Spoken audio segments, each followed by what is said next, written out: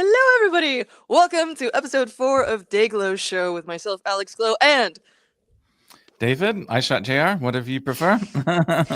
and David. Why did we call this show Day Glow Show or Day Why Glow? do we call this go? I don't know. I think you're the one that came up with the idea. I don't know why I'm fielding the difficult questions here, but it's David and Alex There Glow, we and it's go. a show. So Day Glow Show, and it also Yeah, kind of sounds cool. yeah. And the Actually, domain was available. I think we're just calling it. I keep calling it Day Glow Show because it's like the hashtag that we I chose, and like it. also the URL that we grabbed, That's all the right. domain dayglow.show. That's right. It's amazing. And what is the deal with this interface here? This is super cool. Yeah, it's got dark mode in case you want night glow show, but then that wouldn't include me. So David made this incredible site as like an alternative to Linktree. You can run your own Linktree basically, but this is also where you can find all the episodes. You can find each of us are streaming to our own YouTube channels, so you may see some like comments come up on the screen from different people, and you're like, why don't I see that on my YouTube? And it's because you might be on different YouTubes. Oh, YouTubeception. The stress of I was dealing with a bunch of stuff this morning, and that's sort of run off like finally gone away. So now I'm like in hyper enthusiasm mode. But anyway, what's this? Ooh. This is another, it may look kind of similar to the other one, except for it doesn't have night mode. This is my little not Linktree page that I made for my newsletter, which is called I Shot JR Exposed. And speaking of septions, there's a seption happening in the newsletter right now, because in the newsletter, I also explain how to make one of these websites. So website, newsletter seption, I Shot JR seption, etc. YouTubeation, yeah. So Yeah. each of my, because it's called I Shot JR Exposed, each newsletter blog post is called something exposed. So this one is Linktree Exposed, because we expose Linktree and show you that you could just make your own in an hour, which is how long it took me to make each of these. Scam at the heart of the Linktree empire. Mm-hmm. Anyway, my newsletter's over here. It's not nearly as cool, but I like it. And I've been posting stuff around, like making custom signal stickers and whatever. I got a ton of different things. I'm ramping up to post soon, so that's very exciting. You can also find us under the hashtag Dayglow Show on various networks, including Mastodon and Blue Sky, where you can also find both of our social media situations. I don't know how much you're going to find from me on Blue Sky. I have 0 posts, but Mastodon for sure. Bunch of cool stuff on there, including latest updates from Make. David does a bunch of stuff with Make. We're also both partners or pros at Hackster.io, so we publish hardware stuff through there. Anyway, so this show, you can see this fabulous document in the description to this video. In the description, we've got a bunch of links listed there, including this document. And what is this? This is the document section. This is how we kind of keep track of because let's be real, the stream is a little bit chaotic and we can go on some tangents and stuff. And this kind of captures some of the insanity. And just a reminder, I mean, the reason that the show came about is because we've been doing this stuff together for a long time anyway, just without a camera. So we get together and be like, hey, did you get that new Inkplate thing? Yeah, I'm having trouble with this. Oh, I got that working. Let's figure it out together or something. And now we're just doing it with a camera on. Yeah. So what we would do during those sessions is have a collaborative doc where I'd be like, what are you looking at? What's the page for this thing? Or like, what's the code that you're looking at? Because like flipping back and forth between cameras is a huge pain. So we would dump stuff into a shared document. It's one giant running document with the entire history of the thing. It's very helpful, because we were doing the solder stuff apparently in like December 2024, and we're able to be like, oh, here's our notes from last time. Oh, right, you have to do that. Yeah. So for your benefit, we dump those into an episode-specific doc for each of these, and you can follow along, and anything that comes up that we don't have in the description already, you can just click through and see what the deal is with that. So what are we looking at today? We've got these Inkplate thingies that we mentioned a couple of times. I keep phrasing these to you as questions out of the blue. Sorry, but I'm totally paying attention, because what I'm not doing is setting up a laptop over here, because I realized that one of the things I wanted to show that requires USB-C port, but I have the microphone mixer in one USB-C port and my power, camera, keyboard, and everything else in another one. So I had I that need exact to, problem earlier. I had to yeah. dig out a battery to like make sure that my camera isn't gonna lose power in the middle of this because we tend to go for like 3 hours or something. I'm not saying we will, but like that tends to happen. Because If you're the whole lucky. deal with this is that like we've been around for we've both been doing this kind of stuff for like 10 plus years and would get like really cool hardware that we would talk about on like the Hackster channel or on Make and never really get to like dig into more because there was always another thing, like the next thing to do, which is a good problem to have. But this is basically sort of like catching up on, we'll sort of pull out a number of things that we've had come in over the years and also focus on one specifically to sort of hack on and try to finish a project with. So uh, yeah, in this case, we're looking at Inkplate displays, and there are a number of these. They're from solder.com by David Zovko, who's just an awesome person who I ran into at Teardown this year. Publishes a bunch of really cool stuff, and they've got these beautiful 3D printed enclosures. These displays are e-ink displays, but with different, you know, amounts of color. You've got a 6-color one, you've got the Inkplate 2. Some of these are connected with wireless. I noticed actually while researching this that we've got wireless and wired options. There's like a Wi-Fi expansion that you can get for one of these things. Check that out. Or Wi-Fi, I mean Ethernet, an Ethernet expansion you can get for one of these things. And also like little wireless things, you can get a replacement ESP chip module. And then like all types of different things you can connect to them. But yeah, so I think some of yours, or we both have the Inkplate 6 motion, but unfortunately I managed to destroy the proximity sensor on mine through my troll hands, which is fine.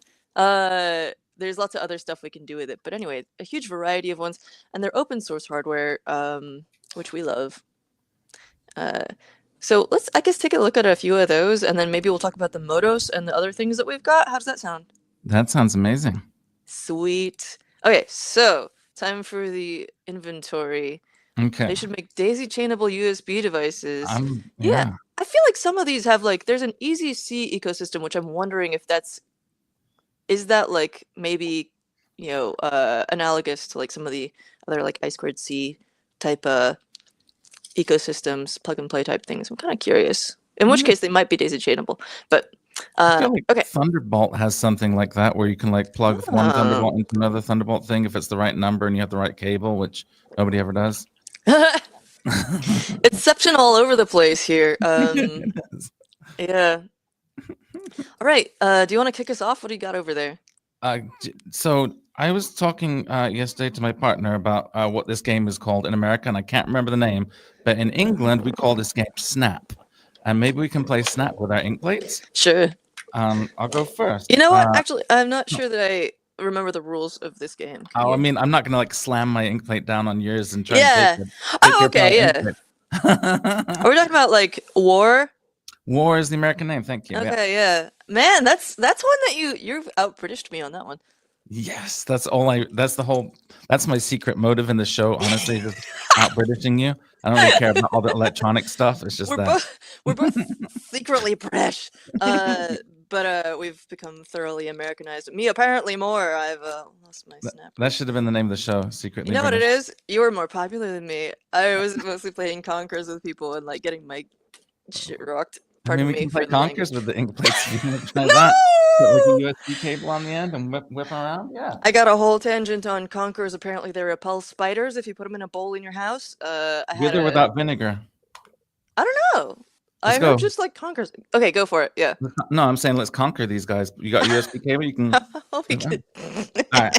I'm so into this. So this is the Inkplate 2, and I believe I got this from Open Hardware Summit. And it was like a badge. They had a really cool little box that they put it in where it's like, enjoy the summit. Do. Am I backwards for you? No, you're absolutely right. Am I backwards? Yes. I'm always backwards. That's Even if real I tell it weird. to be the opposite, it's always back because I don't get it. I look backwards to me, but okay.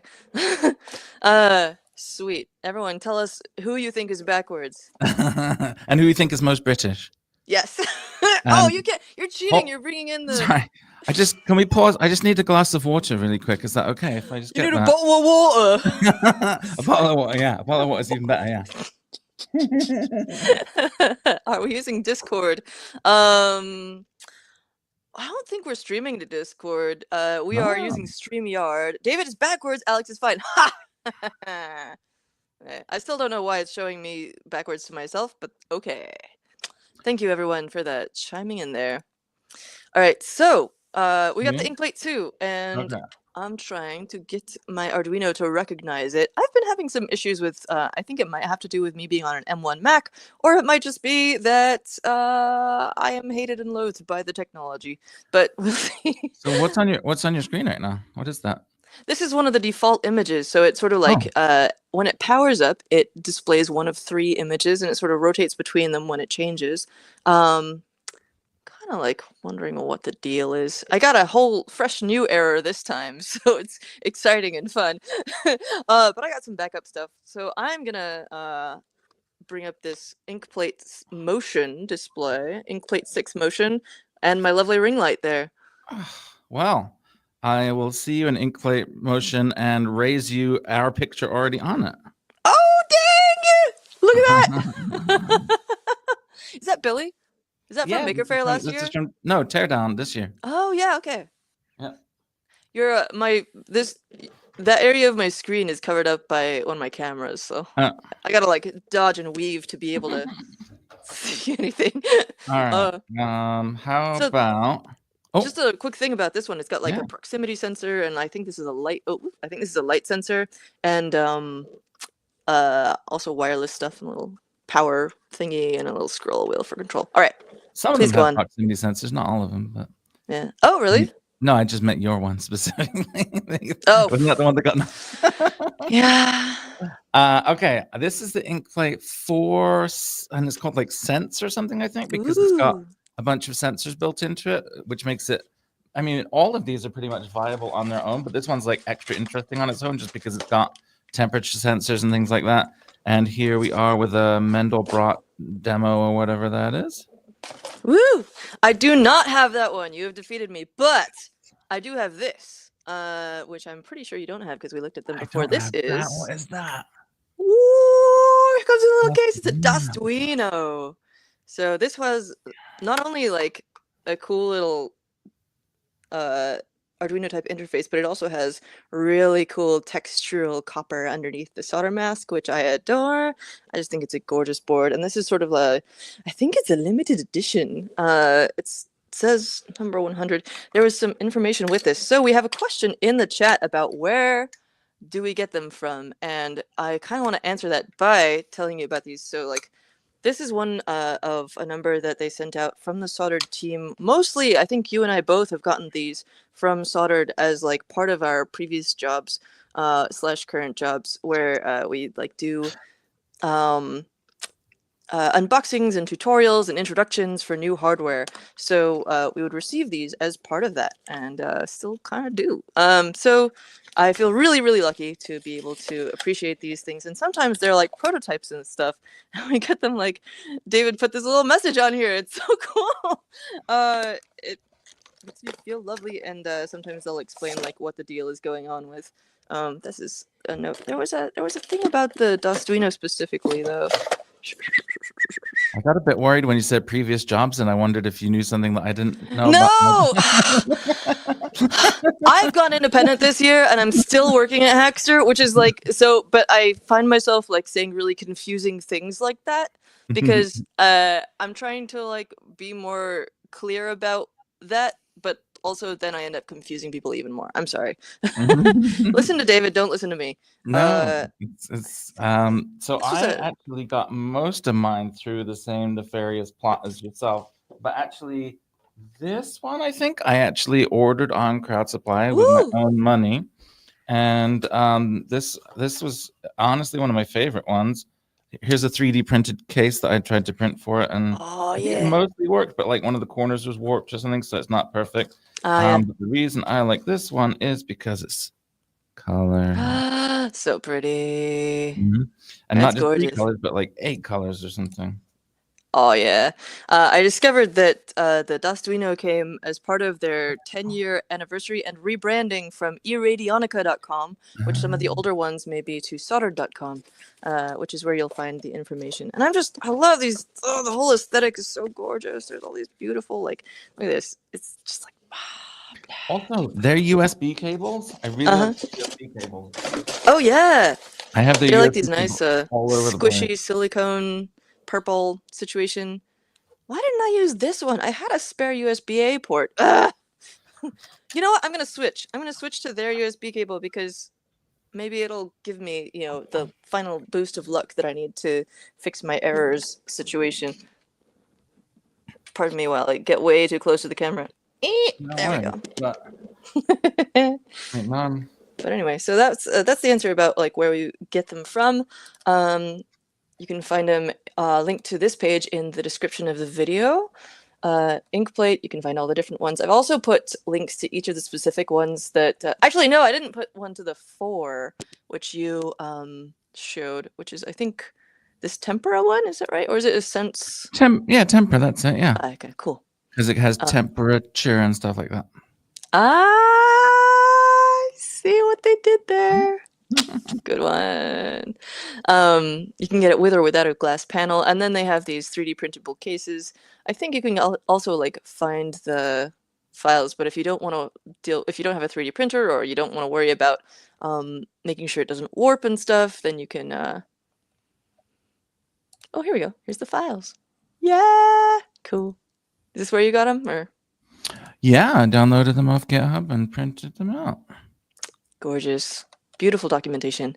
Then you also have... Well, actually, do you have any more ink plates to show? Oh, I got like 20 more ink plates. Don't change the tab yet. Okay, sorry. I mean, first of all, I don't even know what this one is now because this one is clearly the Inkplate 6 Motion. Yeah. And they're almost the same except for they're slightly different, and I'm not sure what the one is that isn't a motion, because it's not the 6 color, obviously, because the 6 color has color. I don't know. Yeah, I have a 6 prototype that just says Inkplate 6 on the back of it. And I'm not sure what its deal is exactly, but it's very cute.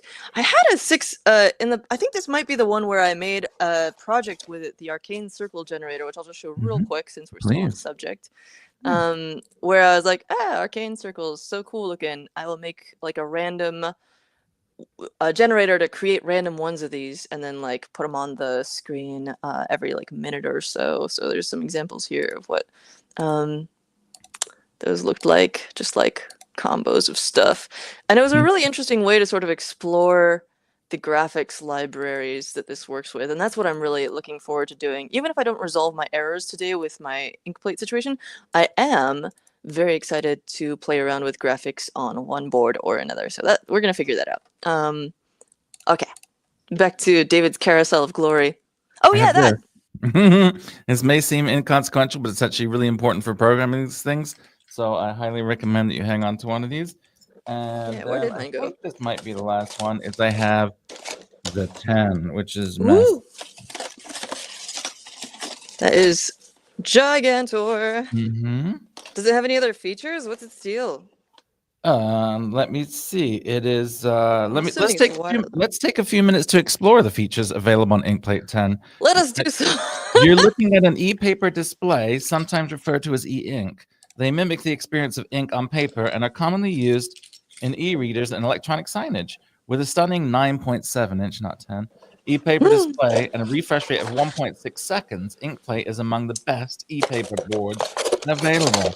And there's a QR code to find out more, and another menu right now, so that doesn't work. Nice. I found my little pokey thing, so I'm gonna come back on the screen. Pokey thing. These are also 3D printable. I assume it feels 3D printed. It is 3D printed. It definitely is, yeah. Okay, I have 2 things that aren't ink plates. Okay, I got one last thing, which is a notebook. Oh I think this man. was part of the like 10-year thing, and it's a gorgeous notebook. Look at this beautiful grid situation. This is not an ink plate or any paper display, but it is a paper display. Hey, and it sort of shows to me like part of their just like incredible design language and like commitment to beautiful design. Don't lose that, Alex. Okay, please go. Oh, well, I'm going to take that segue of beautiful design language Ooh. and show off something that I just received from Pimoroni. This is the Presto, and it's washing out a little bit on here, but this is RP, well, I guess it's probably RP2350, not RP2040, but it's just a microcontroller on here, and it is awesome. First of all, one of the reasons I love these soldered boards and things like it is I just love little things on my desk that kind of feed me information passively. Started out with a Chumby and then many, many things similar since. But this thing is so excellent. I don't know if you can really tell what's happening from there. Maybe if I put my hand behind it. But you know how on some TVs, or a lot of people add this behind their TV, there's this LEDs that kind of change the color behind the wall to reduce your eye fatigue and make it the same color as what's on the screen. Well, somehow this has those. So there's RGB LEDs on the back of here that match. And when I swipe, oh, it's this little touch screen right here. In fact, I'll go this way. More. Yeah. So now that I switch to yellow here, it's got yellow here. And now green. So it's just going around this carousel and matching the backlighting to whatever's on the screen. Can you show me the side view of that again? The like yeah. So it's this little like 480 by 480, really, I think, nice. Beautiful display mounted on a very simple but very beautiful little metal stand. Is that like anodized aluminum or something? I think so, yeah. Feels like it. And then RP2350. It's got a SD card and various interfaces which plug into all kinds of different things. If you get this kit, which is the starter kit that comes with the accessories, you can plug it into various like temperature sensors. So this is the multi-sensor stick, and there's another stick. Oh, it has a little game controller, so you can play games on it. And yeah, so I just got that, and I'm sitting on my desk because I was giving it a whirl the other day, and I thought that was worthy of inclusion in this episode. Oh, I'm pulling this up on the screen now. So here's the Pimoroni Presto. As you say, they do have gorgeous design language on all of their products. Oh, look at that beautiful screen. And then the starter kit with all the extra. Come on, load the page. Chrome. I'm only using Chrome because sometimes we do web USB stuff. Come on, man. Anyway, we got Chumby as well. There's a Chumby wiki, which you can find stuff to support your different devices and stuff. I'm going to use the word stuff about 18 million more times in the course of this stream. And then there's an Adafruit learn guide for the Chumby hacker board as well from Lady Ada. We've also got some other stuff, but you got one more thing, it sounds like? I got one more thing, but wait. Let me trade off with you. Please. But what were you saying, though? I was saying, give me some more time. I'm stalling for time. Perfect. Splendid. Okay, so I've got a couple of older e-paper displays. This is the Open Hardware Summit 2018 badge, which was, I think they pre-programmed them with everybody's names. And I couldn't find, I know I've got a programmer for it somewhere, which actually, no, this isn't, that might be an SAO port. No. It looks like that's standard 6. Yeah, I think that's the programming thingamajig. And they did give us programs for them, but I cannot find it.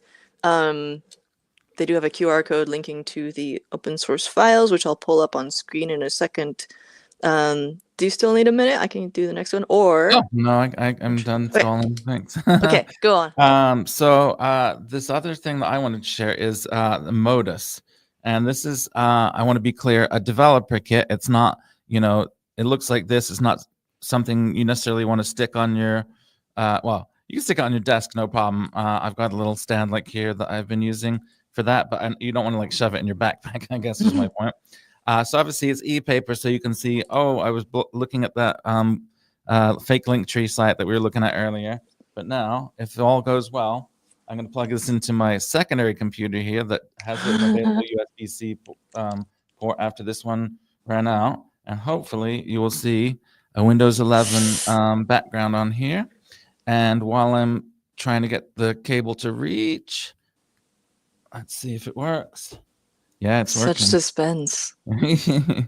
So there's the Windows 11 desktop. It's just, you can use mini HDMI and power the USB, but you can also just use a single USB cable on most operating systems. And I'm going to try and look at this screen while moving this computer that's over here's mouse, and I don't know if it's going to work, but It's working. I want to show you it because you need to see how fast this is moving. So if Yeah. you've ever seen e-ink displays before, they do not refresh like this. No, So you'd that's me see trying like to at make- best you'd see like it up and then it down if Yeah, and it you would be even like caught it. flashing in your face and stuff. So what the Modus Ridiculous. crew and the open source library that they're leveraging to make this happen is they got 75 hertz refresh rate on here, which is faster than a lot of monitors. So for e-ink, that's crazy. And now since that works so well, that was the 6-inch model. I'm going to give the 13-inch a go. And I also did the same little joke here where it's already got my website on it, even though it's not plugged into anything because it's e-ink. So just load whatever you want on there and then unplug it. And let's plug it in and hopefully it'll work. I mean, I'm sure it'll work. It's just, it takes a second. And there it is. Hey, Let me try and have enough hands to do this real quick. Look at that. It's actually usable as a monitor. wow, you can see it's animations. Yeah, and you can, put some stuff to read on this one, and it's nicer on your eyes. I'm very impressed with it. I think it's really awesome. I'm going to pull this up on the screen. We got the Motos paper monitor, and you can get these for 21 more days in their campaign. They're already 92% funded. Yeah, maybe we can push them to 100% today. That's kind of one of the reasons I wanted to bring it up in the stream, is because their campaign is active right now, and so grab one while you can. Yeah, that high refresh rate is ludicrous. Compatible with a variety of screens. Reuse, experiment, create. They got a GitHub repo for a complete list of compatible screens, etc. Very cool. And of course, I also wanted. Oh, what? And of course, it's open source. Yes. Also, it's got an FPGA in it, apparently. Yeah. I guess for the graphics stuff. Yeah, that makes sense. Exactly. Huh. Then also I wanted to point out that the OSHWA 2018 badge has its own page, which is gorgeous, and you can find docs for that thing. The other thing I have is, well, actually, this sort of goes along with the old one, which is or the previous one rather, which is like Drew Festini's. Yeah, I think he just like handed me at this. I was gonna say, did you at some point? Drew? Yes, I stole it from Drew. I think he like handed it to me in like a little Ziploc bag of random Osh Park doodads at some point, and this one has a little. I think this might be a special version of a Teensy maybe, with a little. Yeah, I think that's a Teensy with a micro USB port on it that you can just like program directly. Very cool. But like a TLC maybe. That would make sense. The other one that is not related to, I'm claiming that as like an addition to the previous one. So I'm taking another turn and showing off the Newt from Pambili. This is one that I covered at Hackster a couple of times. Both did an unboxing of this and also interviewed Darian Johnson, the creator of Newt. And well, it's not showing all the info right now, but I'm going to pull it up on screen so you can see a little bit more of what the interface usually looks like. It's got all these like cool built-in app type things, and we have like a weather display. You got like air quality stuff. There's a little calendar where you can change different settings, stuff that you use in your daily life, do alarms and timers. Just a really cool little thing. And then if you want, I'll put the That's not us. No, and I didn't expect it to start playing, and every time it does, like I come on here and like, good morning, Hector, like the loudest person in the world. Anyway, a little interview with the creator of that, which I think was also on Crowdsupply. Yes, it is. Anyway, so that device is different than all the other ones that we looked at because it looks like it's a sharp memory and pixel display, and it is confirming that. So it's a different technology than these ones, but it is the same as what's on the pebbles that I'm holding up on the camera that isn't visible right now. It's the same sharp memory and pixel display, and it's funny because I actually have that exact same screen on Ooh. my desk, and I thought about bringing it. I mean, just the raw display, but then I was like, well, that's not very interesting without anything on it, so I left it on my desk.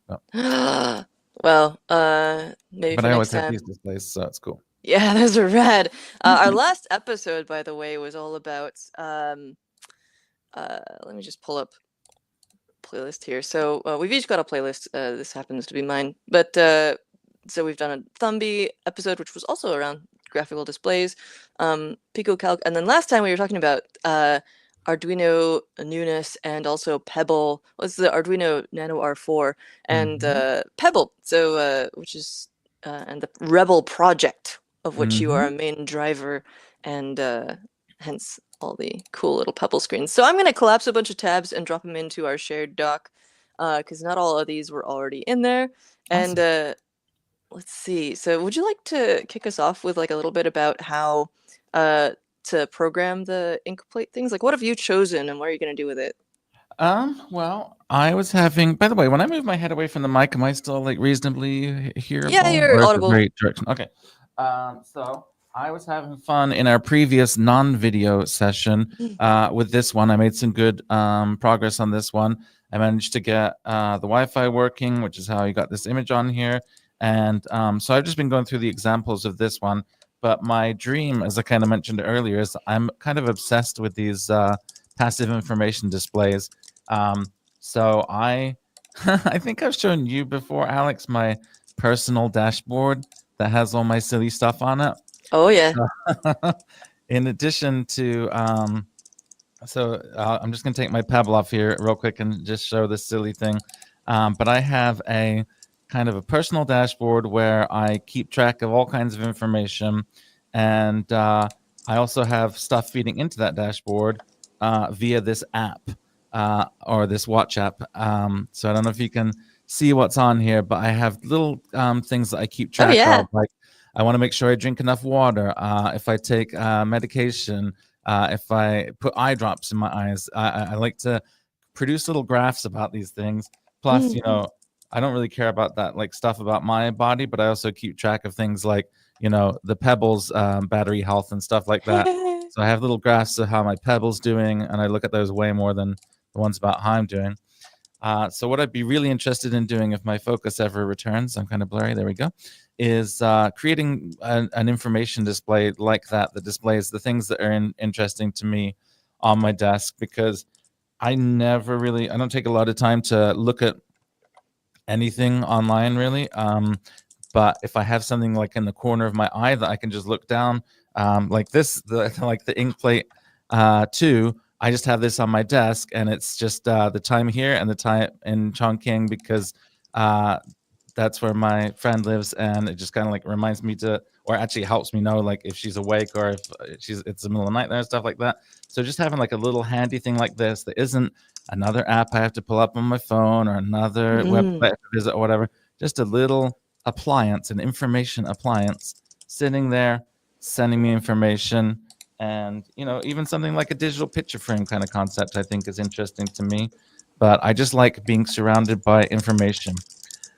This is a good comment from Deshipu. I use the Playdate Mm-hmm. for this. It has a sharp display, just like the one we were looking at before.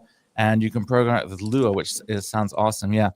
Playdate is like one of the only things I can think of that I didn't Mm. back or pre-order or whatever the correct thing was for that. I tried to on the morning that they went live at like 11:00.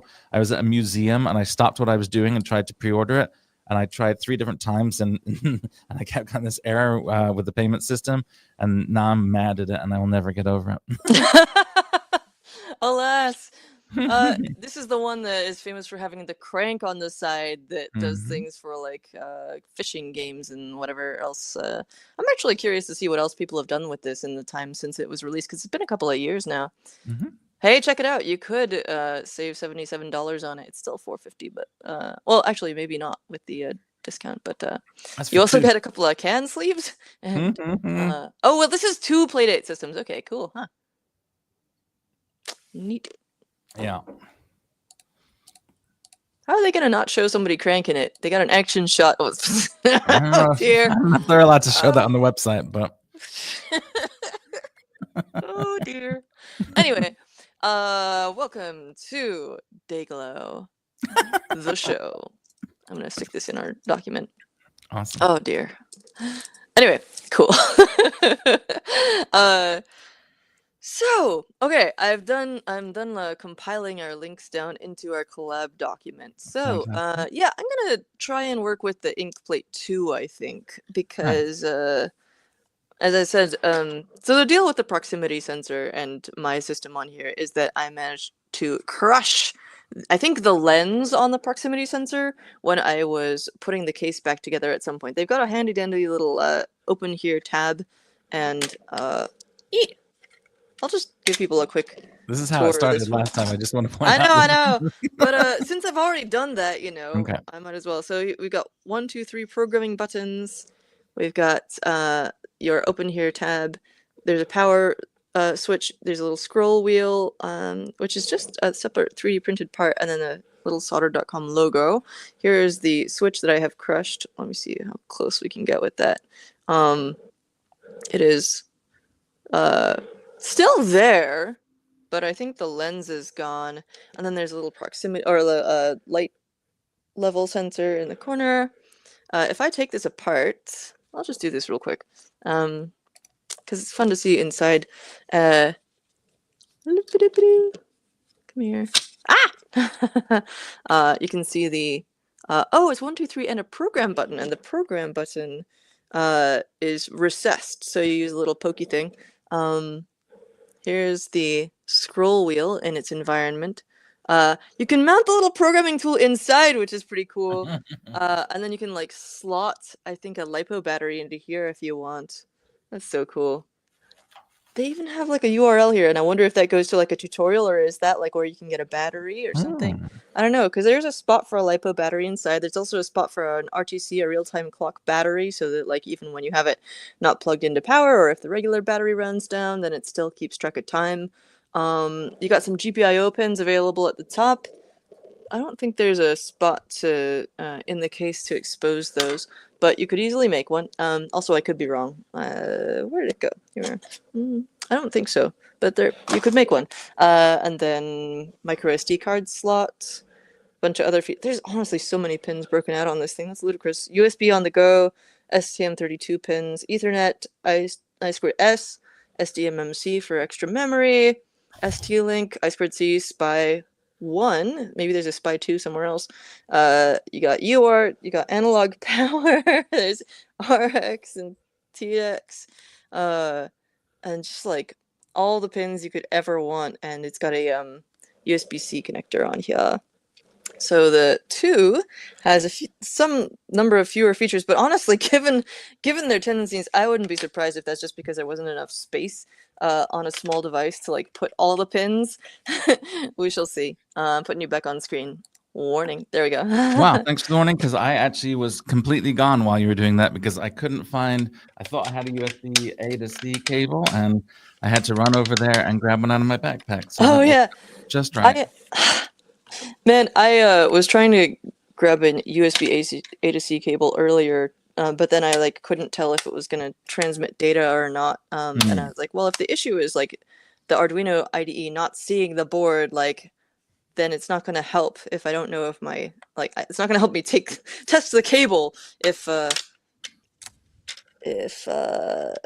cable is not gonna show the board anyway. I feel like I always do this wrong. There's one corner. Get in there. Okay, very satisfying. I don't know if y'all can hear the little snaps and clicks as I put that back together. Oh, there's also mounting holes / assembly places and the pretty logo on there. And this is kind of a like glittery filament situation. Yeah, I love that. I plugged mine in, and it's 342 here, but it's not saying 342 on here. Oh, I spoke too fast. Ready? Kind of surprised this isn't. I'm gonna reset this thing. It's got an LED shining in there, but it's not resetting the display, and I wonder if that has to do with anything. I'm gonna open this one up too, for funsies. I know it makes you nervous every time, and that's partly why I do it so much. Mine's gone blank. I was expecting it to refresh the time, but it just went blank. Huh. Displays are always... This entire show, by the way, is oriented around the joyful chaos of doing it live, of live demos. You know the joy of doing a live demo and having it all mess up. Drag that This out is for 3 hours and do it every 2 weeks or a month or Yeah, whatever. this is a special space just for that. So you can see that there's an antenna inside of here as well, and this is the Inkplate 2, as well as a nice little thin LiPo battery that will keep it going and stuff. I'm gonna find the reset button, which is probably marked on the case now that I think about it. Yeah, well, it's not like labeled, but there is definitely a spot for it. Okay, but I'm gonna hit that reset button and see what happens. Boop. Oh, we got, so it shows the picture real quick, and then it flashes a bunch, and then usually it comes back with the picture again. It sort of like phases in and out. I have a theory that mine's trying to connect to Wi-Fi and failing to do so is why it's white right now. That's my best guess, but Wi-Fi didn't change, so I don't know why that is. I love this effect where it phases in, honestly. Like, you can have your Motos display. I'll stick with the, like, the old ways. Really? They're not even old ways. This is pretty recent, actually. I shouldn't say. Mine's doing something. Oh! This is so cool. Look at that beautiful red and black. Just black and white, though. To address a question you asked like 20 minutes ago, the way that we program it is with the Arduino IDE, which I'm going to open now. Oh, yeah. And just a custom board and library, and it's pretty easy once you have all those. Yeah, and in response to this comment that you have to do a proper sacrifice of the live demo gods first, my version of that is I'm going to use the ritual implements. I think we're both using the ritualistic implements as provided by the gods themselves with the little soldered logo on it. Yes, we have the implements. Praise be to Oh no, we're not going to start a soldered cult on this show. I think it's too late for that, but okay. What? I think it's too late for that. I just opened my Arduino IDE and to a file named Dayglow3, so that is a good sign in my opinion. Good stuff. So I got this real weird error, but I think it might have had to do with me not using the right type of cable. Let me pull this up on my display so I can show people.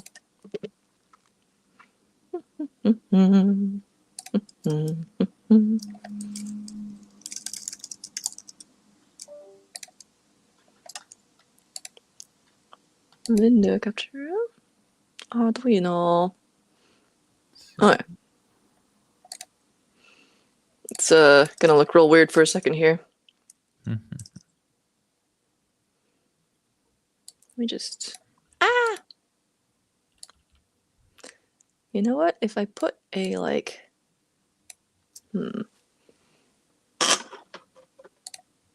Haha, that'll do. So I'm just going to show people what I've got. And again, please let me know if this is in any way backwards. But can I make this text bigger? I think I was wondering about this last time too. Oh, there you go. Yeah. That's large. Okay. I'm going to put this on the other monitor so I can actually see stuff. Oh dear. Moving around. Doing it live. Make this wider. There we go. And that's a good amount. Okay, cool. Thank you for bearing with me there. So what am I doing? Oh yeah, I was showing you the error that I got, which is this kind of situation where it's like a fatal error occurred. Unable to verify flash chip connection. Yeah, so I'm the weird thing is that like there was a port showing up, but it's like a bunch of headphone things. Right, but on Bluetooth and what? Is this not the December of 2024 issue where you got to use the programming stick? Maybe I do. I also wondered because this is when I was using that unknown cable. or no? The weird thing was that it was detecting the device, but like still having an issue. So yeah, maybe I do need to hit the. I'm gonna pull I up just our realized, is the previous other stuff. side of this that isn't the pokey side, is this made for opening the case more easily? I was just thinking the same thing. I think it might be. Besides being like grippy and stuff. I know. Yeah. Let's see. So I was gonna pull up my view of our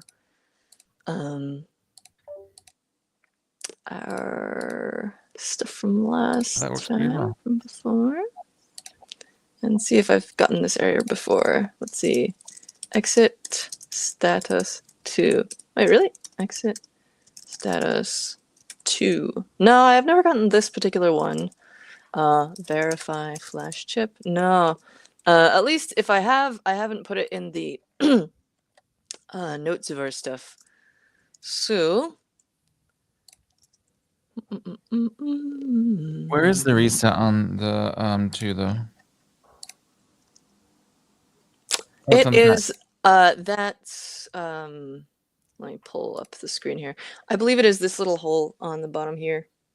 Ah. But the thing was that it was mounted in such a way that you kind of have to push it up. So yeah. I just opened mine. I couldn't figure out how to push it. You can also use it to play your mandolin. Yes, I could. I've used a lot of terrible things to play my mandolin, including like PCB guitar pick that I designed, which works okay if you have like a half height one. Like a full height one, the 1.6 millimeter, not so much. 8 millimeter you can get away with, but it's definitely not very flexy, which sometimes you like that. I would also be concerned about it like abrading the strings over time, but once or twice for like a demo video, absolutely. Okay. Finger guns quotient is rising. Let's see what happens if I just try uploading again. Because it's got the port recognized, which makes me happy.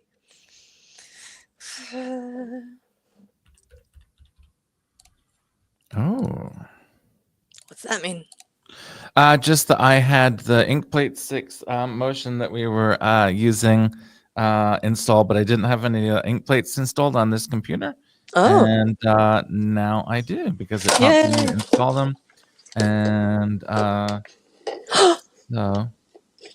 It's trying. Oh. Please, please, please, please, please, please.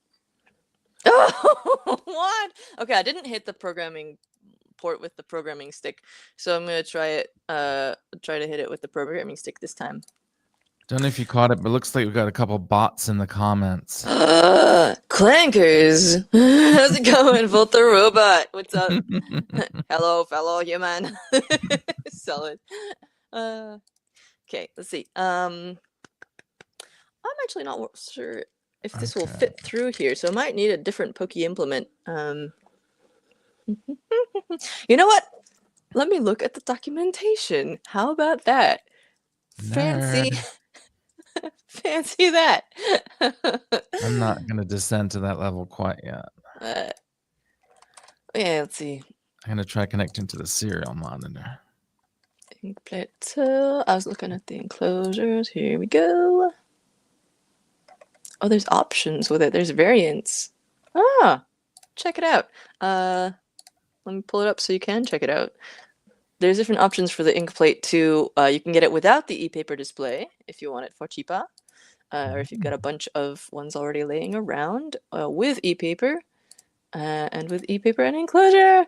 So the first versions of these, actually the original Inkplate 6 that I was working with, was based on reclaimed Kindle screens, I think. They were, which is so cool. I love that kind of thing where you're like taking stuff that would otherwise be, you know, something, maybe you've got like an obsolete Kindle or one that like broke for some reason, and but you still got the display, you could totally use it. It's so cool. Anyway, here we go. Full docs and getting started. Why do I know? Oh, it's getting updated. Gotcha. Well, we've got some of this stuff, Arduino library and Arduino. I've definitely installed the library because last time we hung out, we took a look at some of this stuff offline. Well, online, but off Off of these broadcast. guys' line, at least. Yeah. In secret. Hmm. And so I have the Arduino library, but what am I trying to do? Get the like getting started situation. Let's see if I can find it on here. Oh, Ah. what's up? I hear a revelation. Well, I was very clever, I think, in my idea to just connect to the serial and see what was happening. And if you actually want to, instead of my face, grab the collaborative notes kind of thing. Oh, Oh, that face did not work. Hold on a second. Why didn't it get the whole thing? Let me try that again. I did get an awesome serial message, and at first it just said, that it was able to connect to Wi-Fi. And I was like, well, that's good. Good, that's what we wanted. And then a little while later, I found the actual answer, which is is this the this. Inkplate 2 you're working with? Pardon? Yeah, I'm just Oh, trying. right, you put that there. Lol. I just wondered why my Inkplate 2 isn't showing the time in China anymore. And the answer is that the time API had a connect Oh, error and a timeout, and it says city not found, city not found. I believe the city's not found because the entire API is down. oh Um, no! so that's what's going on with that. Dang it. But it was very useful to find that from the serial. So thankfully, there was some nice logging and stuff in there that allowed us to at least see what was going on and why it was just coming up blank, even though, as I suggested earlier, the Wi-Fi information hadn't changed or anything, but it was connecting to the Wi-Fi. It just wasn't connecting to the API that it uses. Solid. So I'm just gonna dig through. Oh yeah, I found this. Inkplate MicroPython. I always love MicroPython. Yeah, this is very interesting to me. Download the Inkplate firmware.bin file on your computer, flash it. So I have a love affair with specifically MicroPython because it tends to be stored on the board with the board showing up as a flash device, which means that I don't have to hunt around for files that I made Lord knows how many years ago and like which version it's on and which machine it's on, like because I've just switched to a desktop computer that is gonna hopefully have less fan noise, but that means that like most of my project files live on another computer, and so even though I've got like drafts and scratch files and notes and stuff over there, I will be able hopefully to just like if anything, pardon me, any MicroPython devices that I have, I can just plug in and update without worrying too much about it. So let's see what we've got here. I just realized that every time I try and download an Arduino library, my video starts lagging. So I wish I'd have prepared more in advance. I did have the 6 motion, but I didn't have the 2 apparently. I did finally connect my computer to Ethernet, so hopefully that's gonna help with my video stuff. Let's see. I'm just scrolling randomly. Oh, there's So, Inkplate 6 Color, Inkplate 6 Flick, and Inkplate 6 Plus, in oh addition yeah. to the Inkplate 6 Motion. So that's why I had so many 6s. Okay. Aha, yeah. I think the other one was a Plus. 6 color, 6 motion, flick. What is the deal with the flick? Is it like a motion I don't know. gestural Does it sensing mean, yeah, stuff? gesture or like it has movies on it? Inkplate Flicks. I don't know. Oh yeah. Could be I any don't number think. of things. Maybe it flicks you in the face if you do something wrong. Touchscreen functionality. Gotcha. 2 simultaneous touches and built-in lighting that can be controlled in 64 steps, making it ideal for interactive displays. Cool. I like how I went up with flick instead of touch. That's very. Yeah. With a blue USB cable. Anyway, let me try and get to. So VS Code I don't have to like, have installed. But it looks like you don't necessarily need it. Okay, you can do it in Thonny as well. Mhm.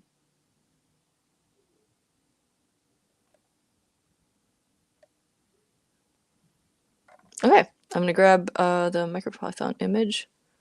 Where it's up here somewhere.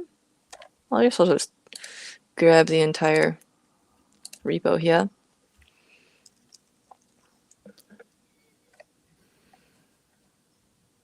And there's gonna be a minute or two where we're just kind of like derping around on our own computers, and Mm. so there's not going to be a ton to look at for a second. But that's because we're doing live hacks. I'm compiling, so I could do a little dance or something. Oh, here's something to look at. Ooh, If we really need something to look at, I have been exploring the world of Meshtastic, as we discussed the other day, oh yeah, and this is my favorite Meshtastic device right now. This is the LilyGo T Deck, and yeah. it is a self-contained Meshtastic universe. So my daily Meshtastic rig I will show in a second. But I gotta. Oh well, now I gotta go grab my health tech. I've been doing a little bit of that too. sorry, I didn't mean to like do a whole segue. How It's just dare you show more cool things? wow. Oh, we're back on track. Look, Dash Boost says they have an e-ink version of it now too. Oh dang it! So that is Oh, I want actually that. that's actually I was going to segue to that. Is I was just about to. No, I'm just going to. But so usually I just carry this thing around in my pocket and then connect it to What the is that actual. one? This Oh, is the that's the Seed seed Studio sense cap. T1000 and then something Yeah. after it, E maybe after it. So I just carry this everywhere I go, and then I've got my mesh. I get whatever the walking around version of war driving is, or mesh driving, or mesh walking. That's my mesh walking setup. But then this thing is just hilarious because it's got a little BlackBerry style input, and it's got the whole Meshtastic Ooh. GUI running on it. So instead of connecting to your phone, you can do the whole thing, which I'm going to try and. Oh, it's just backwards for everyone else anyway, so it's even more backwards for me. But so there's the home screen that tells you all the basic info if it can actually focus. And then this is a touchscreen as well. And also the trackpad, the trackball works down here, but I'm not going to try and get that working. Here's my nodes. That's Ish D is the one that I'm typing on. Ish J is the one that I just pulled out of my pocket. There's some other local nodes in the Ann Arbor area. And then here's the long fast, which is our local channel here. I can actually tap on it. And there's some messages happening there, mostly just people saying, hello, is this working to each other? What I think is amazing is this device has GPS built in. And so you can even do the map of where you are. I don't have the map tiles loaded yet, but you can see that the GPS is actually working and showing where the various nodes are. So that was my, oh, and if you press, what is it? Control, not control, but symbol? No, not symbol. Alt B? Yeah. If you press Alt B for backlight, then the keyboard itself is even backlit, so you can Ooh. get your mesh on in the dark. And the battery is pretty decent. I think it's like 2,000 milliamps or something. So I've been using this all day. I mean, I'm using it, but it's been sitting there broadcasting all day or receiving all Nice. day, and it's still 93%. So Found this e-paper version. yeah, The Pro 93% hasn't. track. That's so cool. Look at it. Gorgeous. I'm gonna run off and grab my Heltec V3 real quick.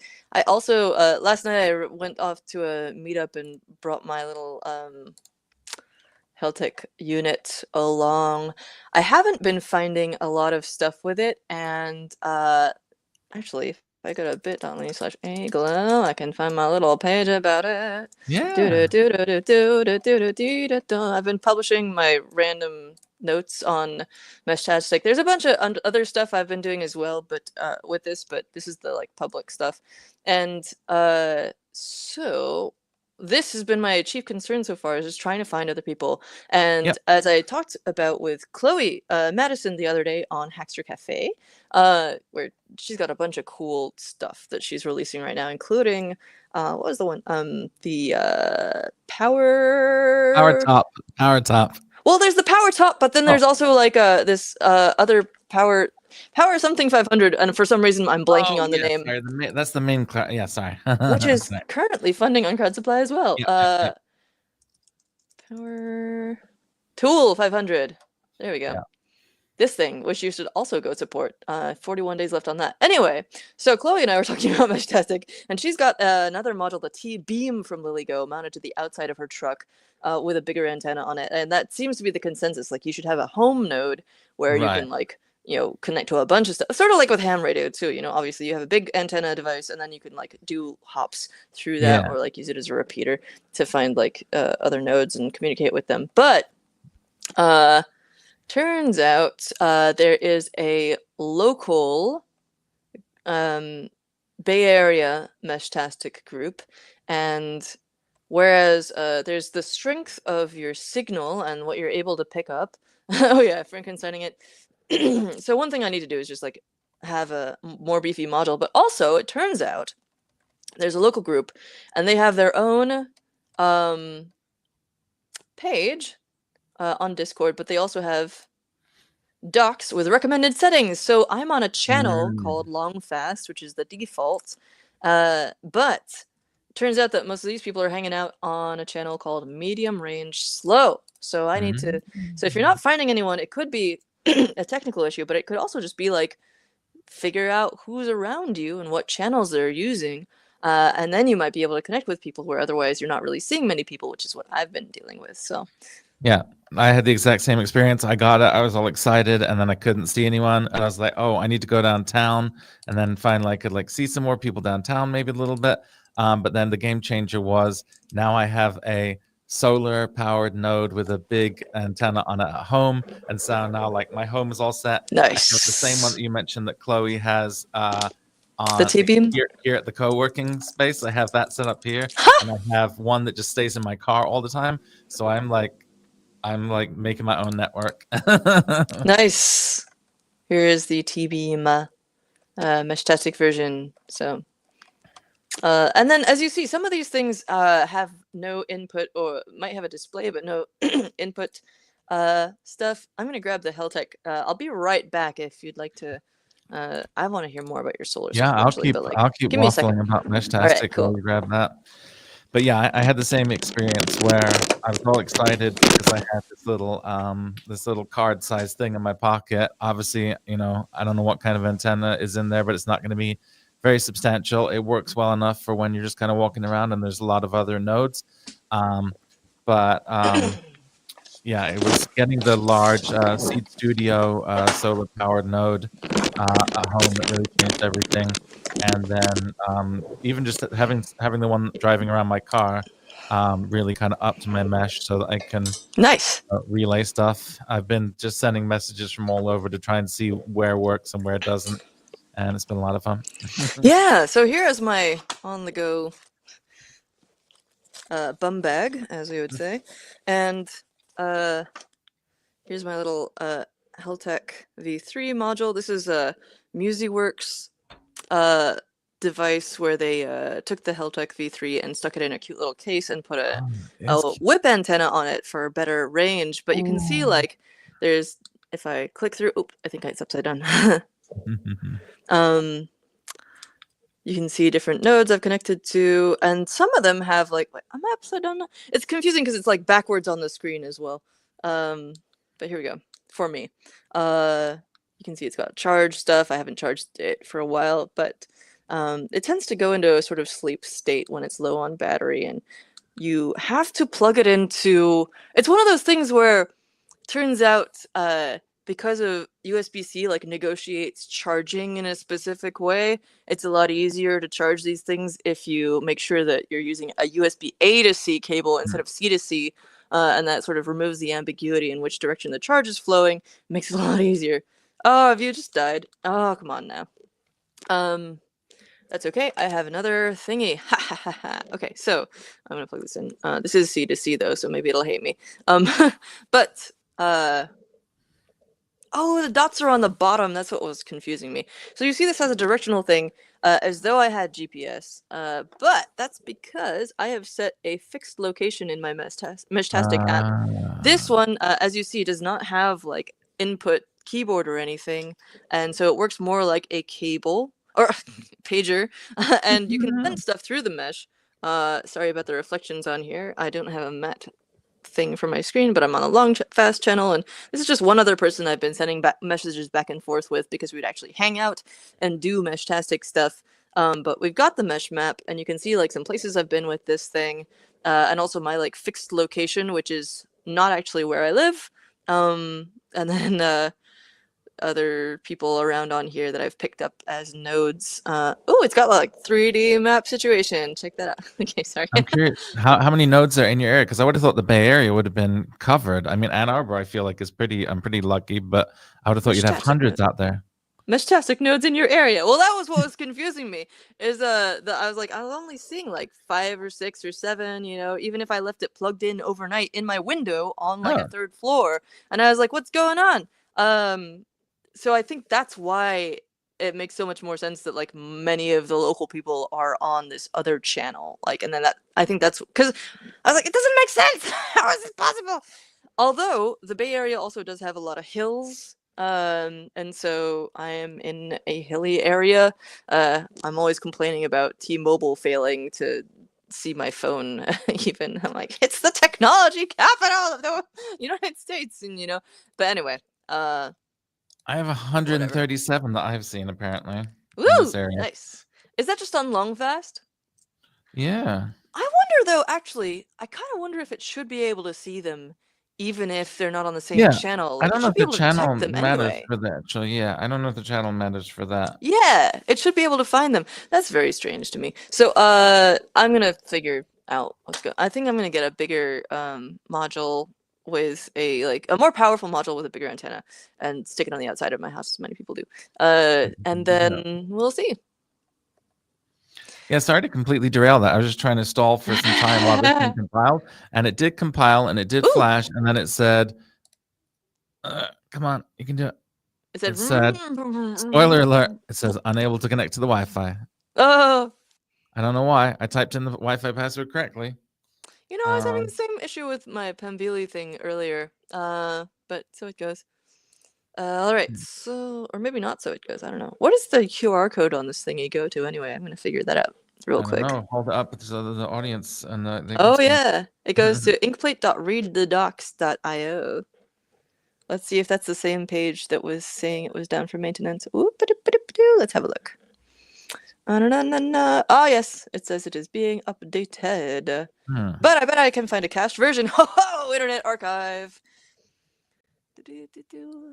I'm gonna stick these links into the shared doc and close it down.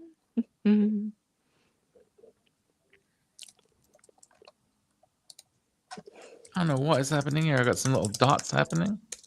Oh, maybe this is the clock. Oh, Oh, check it out! I Binary didn't know it was a clock! binary clock when I chose That the. is awesome. Okay, so I don't know why I didn't connect to the Wi-Fi the first time. It connected fine this time and displayed binary time and binary date. So Awesome. there we go. That's beautiful. All right. Do you have any things you'd like to make with this specifically? Well, you've been talking about you've got all these different info I displays, but yeah. mean, I just wanted to get this one working as my what time is it in China again, and I didn't know why it stopped working because I do now. The API is apparently gone, but I'd like to try and fix that. Mm. I've got my mutagen stuff, so I need to actually. Sorry, I'm typing. Mind Altering Gadgets is a talk that I gave at Teardown this year, and that I am working on an application for Maker Faire Bay Area. It's a thing I've been working on for over 10 years, where I just make different devices that help my brain work. And there are a number of different displays type things I'd like to do with it. And I brought these up in, I think, our Thumby chat. So I ended up designing some cute little pixel versions of Archimedes and his more arcane cousin Stolas for low pixel displays, low res pixel displays. But I think that they would also be really cute for a display that has higher resolution, but especially for e-ink, I think it would look really cute, like pixel art, and have them display facts and useful stats like you're doing as well, like Pomodoro timers, Yeah. maybe brainwave information. I think it's a little slow for that, but maybe other types of stuff. Selecting things for ASMR, like how to make it play audio stuff, different types of timers, You could use the meditation. modos for brainwave information. If you use the modos Oh for yeah, display yeah. and then the backyard brain sing that we showed a couple of weeks ago. Combine those two, and then you can get your brainwaves on an e-ink. I got you on the screen. Oh, by the I'm way, totally looking at that. I'm not just looking at the Arduino ID. Hello. sorry. I'm And then gonna it comes just up. pull this up real quick so neither of us has to like That sounds great. stare awkwardly in a particular direction. I was gonna pull up the chat with Chloe, which unfortunately ended up with some audio issues near the end, which makes me very sad. But here we go. Chloe's Power Tool I'll 500 tell you what. texture. While you're in there, you mentioned that you're probably going to be giving a talk at Maker Faire Bay Area. Oh yes, I need to get Might that be application in. nice to plug that in there if we got a link. It's Oh yeah, it's exactly a month away. It's exactly a month away, actually. whoa. There's the one. Here we go. Yay. 28 days, 20 hours. Really 28 days? Okay. Go away. Well, but I mean, the date is the same. Yeah. Wait, how does that work? Whatever. Maybe it's 28 days until like the education day? No, that's not right. I don't know. No, I believe it. It's a month. Whatever. Yeah, I think day 1 is like the 26th, and then day 3 is the 28th. Because this says day 2 and 3. And you probably can't buy tickets for Friday unless you're like a school or something. Yeah, that's the kids' day. Tons of cool stuff coming up, though. Robotics and animatronics, yeah! Okay, so I'll put this in we'll the be there. doc. But I'll put it at the top. No pressure, but maybe it's time for the Day Glow Live that we always talk about. Oh, yeah! I would love that, honestly. So I'll leave this tab up for later. And in the meantime, I got pulled up the docs. Oh, yeah. On the Meshtastic page. Yeah, I think, so do they have a link to? Here we go. Yeah, this episode is not about Meshtastic at all. No. If you're interested in getting into Meshtastic, this is probably the easiest way. Is you just get one of these little ruggedized credit card things, stick it in your pocket, connect the app to it, and then really cool little thing. Yeah. I have an earlier version of the SenseCap tracker, and alas, I do not think it's compatible. No, I have the same one. It really just kind of reported to their own backend, and you could like track your location and stuff like that, but not Meshtastic stuff. Good to know. That's why this one's called like the 1000-E or something instead of just the 1000. Oh yeah. Yeah. And yes, it is a Terminator as well. I'll tell you what, while we're on the tabs, you should bring up Burning Mesh. Oh yeah. Ginger is doing some of this stuff. Oh, probably like as we speak. Yeah. Ginger Zung is out at Burning Man doing some cool stuff with Meshtastic. So if you, well, I guess it's a little late for anyone who's out there already, but they got different stuff. Lots of different events are doing their own guides for how to connect with other people over Meshtastic during the event. So DuffCon had their whole own network set up, including theirs was on short turbo to like try and handle the load, which is incredible. So that's going on.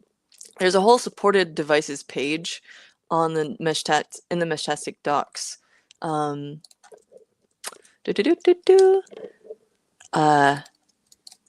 Depending on what you want to get it to run. So the seed card tracker, seed Weo tracker, which is a different thing. Okay, I gotta stop looking at this. The seed Weo tracker is what I have in my car. It's not that one. There's like 5 different models or iterations of it. That one right there is what I have in my car. Okay, one more thing.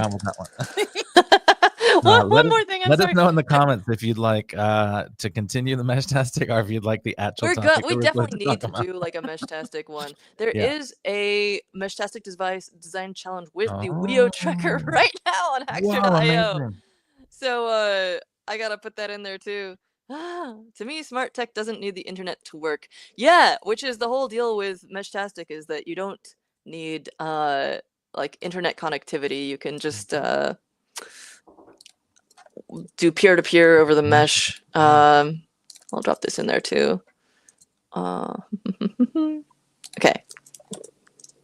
Sorry for anyone who has strong feelings about tabs. I will Or never. is allergic to Meshtastic, and we've just been blasting it in Oh your face yeah, for the well, past half hour. they can deal. This is how I do my life. Okay, so MicroPython. I'm gonna try and get this MicroPython library working because that's very exciting to me. So Awesome.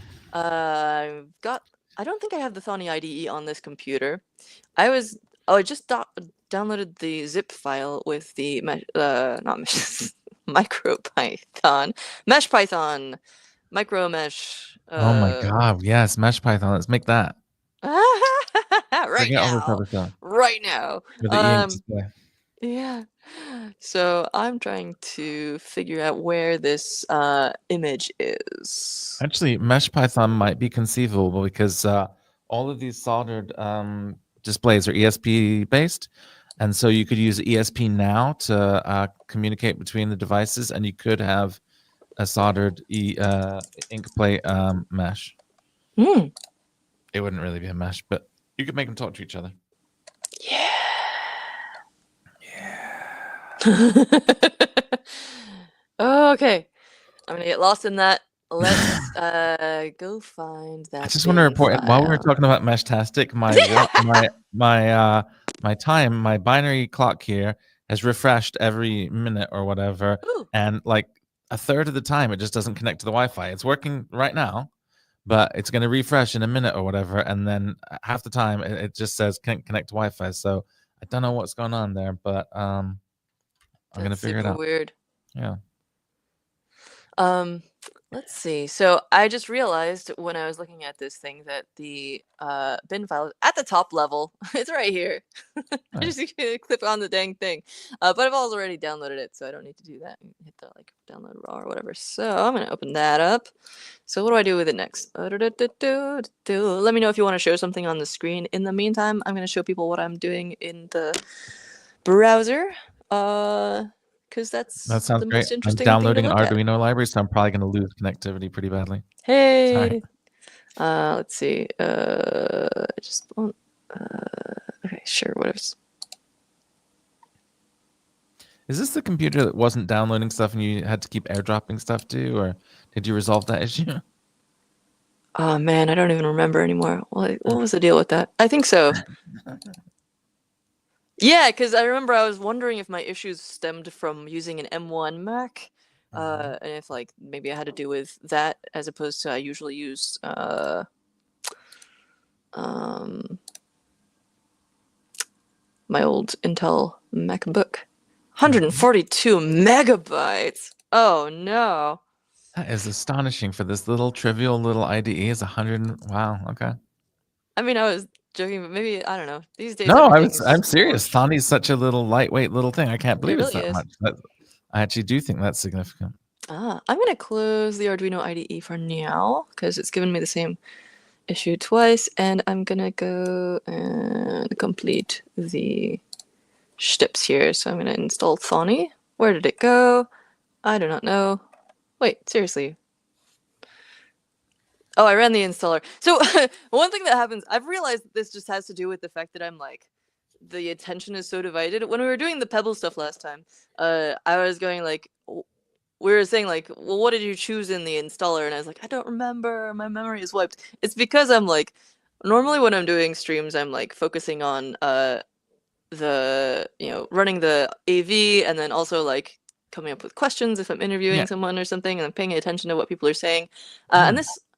And I can do that, and I can do streams where I'm like building stuff and just kind of like Yeah. yammering on at Soldering stuff people, together, and but yeah. like combining the two where I'm like interacting with another person and like listening to what they're saying and stuff. The same brain glitch out happened when we did a hack session at the end of last year on Hackster for the Dev Kitty board, and I was like I really wanted to mess around with it, so I did my best, but also at the same time people were like, Alex, we need the thing on screen, and I was like, and my brain was just like totally glitching out. So I'm gonna cut myself a little more grace. I'm very excited to like hack on this stuff, but I'm just gonna give myself the leeway to be like, Of course. I'm a little slow, I'm doing like 18 things at once. You So are.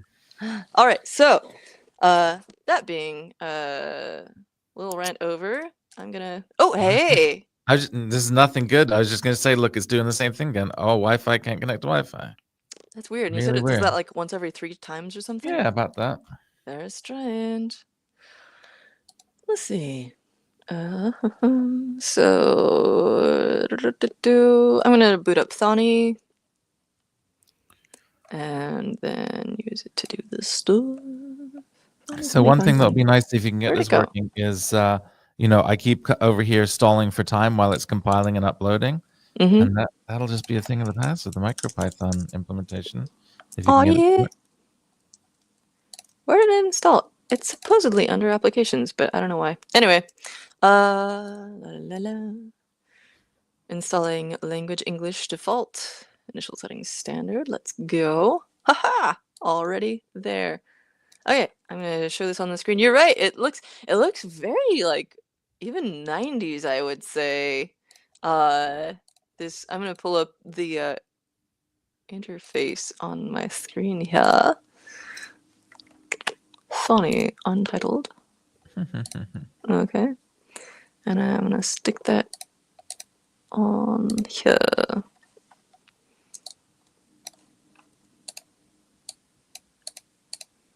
Let me move it around. There we go. Get that in the center and see if I can then embiggen the text at all. Please embiggen it over my entire head. I don't need to be on it. Oh, sure. Can I get the text larger? Let's see. Oh, yeah, here we go. Aha! Splendid. Yes, yes. Okay. This may be too large, but we'll figure that out when we get there. Increase the size of this thing too. Actually.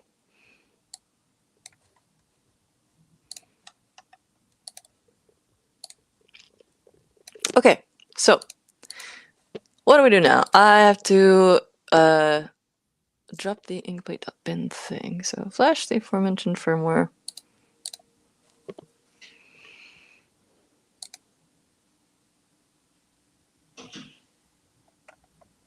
Flashing via Thonny IDE, go to Run Configure Interpreter, and on the bottom of the window, okay, wait, Run Configure Interpreter. Here we go. On the bottom of the window, go to Install or Update MicroPython.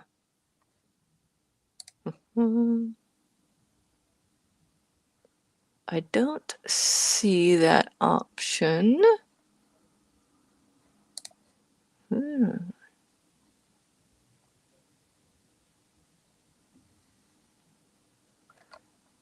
I think, well, I don't see that option in here, but I'm sure there's another way to do it. Okay. I'm sorry, I was just looking at what was happening with my compilation. What's the issue?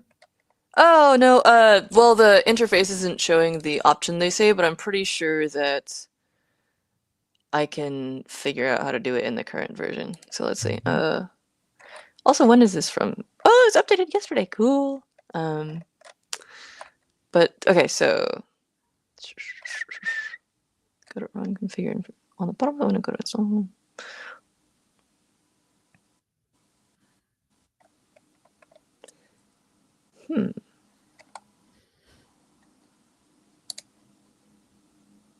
So in Thonny, it's saying like, oh, it's showing both. Okay, I'm glad that it's showing both windows on here. I wasn't showing my screen for that because I thought that it would only show the programming window. But anyway, okay, so see that it says in the docs that I should look for install or update MicroPython in the bottom of this window. Yeah. It's not showing me that, but somewhere there's got to be an option to like flash this thingy.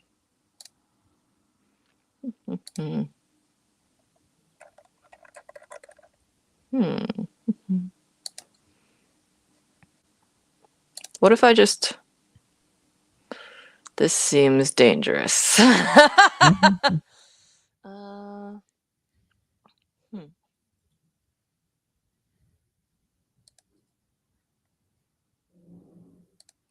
this seems to be talking about what I use On the local machine, right? Yeah, not and on the this and target. the Yeah. exactly. Is So there, there? So I can't remember if it's Thani or Mew, but isn't there? Don't you like kind of like when you turn it on, you kind of choose what you're going to do with it, or is that Mew? I think that's Mew. Yeah. Okay, never mind.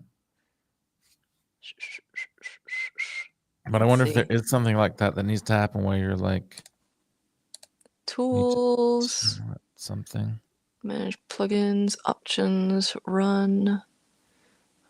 No, Now this menu we cannot see, even though it should have I that know. pop up. Yeah, Yeah, okay.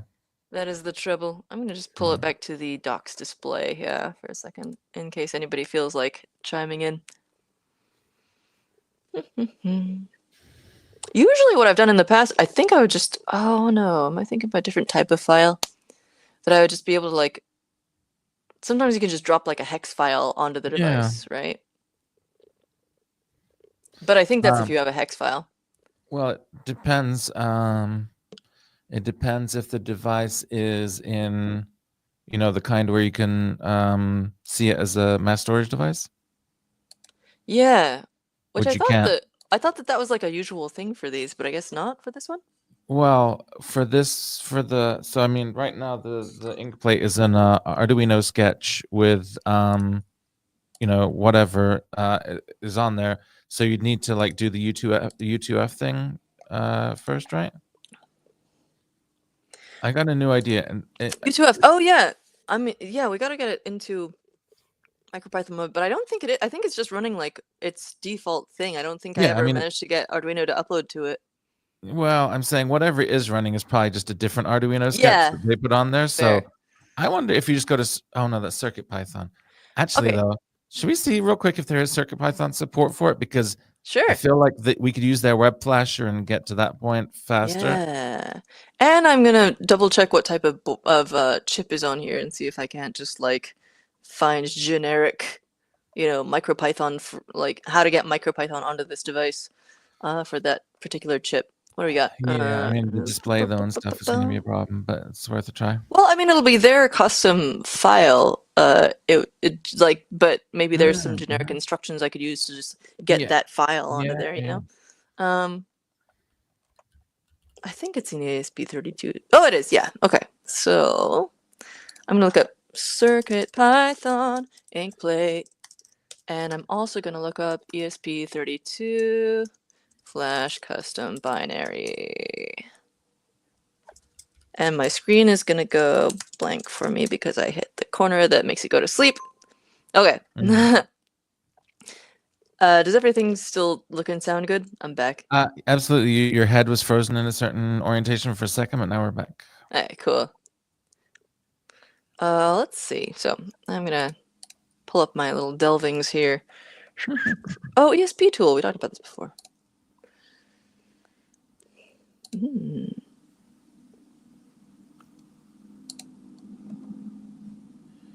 Zero upvotes. Oh dear. I'm finding documentation for CircuitPython. I'm finding documentation for Inkplate. I'm not finding any intersection between the two. Ah, fair. So maybe. Wait, what is this? Oh, this is MicroPython again. This is exactly Yeah, yeah, MicroPython, not CircuitPython. Duh. yeah. It's okay. Yeah. They do have like e-paper display stuff, but I think that's for other type of devices. Saving that for later though. Okay, so look at this. Answer 1. Use the ESP This is the official tool. It is used by IDF tool. The IDF even shows you the command after build. So they're like, I guess I should just use the ESP tool. Maybe. Yep. Fair enough.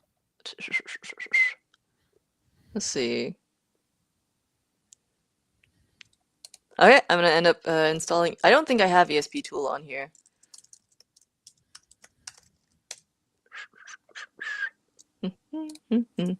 Do I have PyPy installed? I'm pretty sure. Oh, wait a sec. Let's see. Okay, so iTerm open. Why do I have a weird? I think this is a solarized color situation. The weird thing about iTerm is that it's got a ton of good features, but whenever you make the text bigger, it also makes the entire window bigger. I wonder if it's because they assume that you're using a super high resolution display, as opposed to just having your monitor far away because you're trying to do a bunch of stuff on your desk. Yeah. Thank you. We can do pip install Great. ESP tool. Yeah. I'm just gonna do that. Pip install ESP tool. It's not P. I always want to say it pipe like pip3, but I guess not. Here you go. They're getting mad at me for some reason. Oh, maybe I need to add this to my path. Okay, so I gotta remember that there's like a magic sequence. I am not a like classically trained software person, so I always gotta remember how to add to path Mac. I'm not sure what It's just like you classically just like trained entails, but I'm pretty sure everyone does this. I just did this the other day for some Java bullshit. gotcha. I don't need to know why you made the recipe. Come on, sign up for their There newsletter. we go. I think I can just do echo $path. I'll pull up my iTerm window for funsies, and people can see how terrible I am. I don't care. Screen We're just seeing the capture. browser right now. I don't know if you. I know. I'm Oh. adding it to OBS.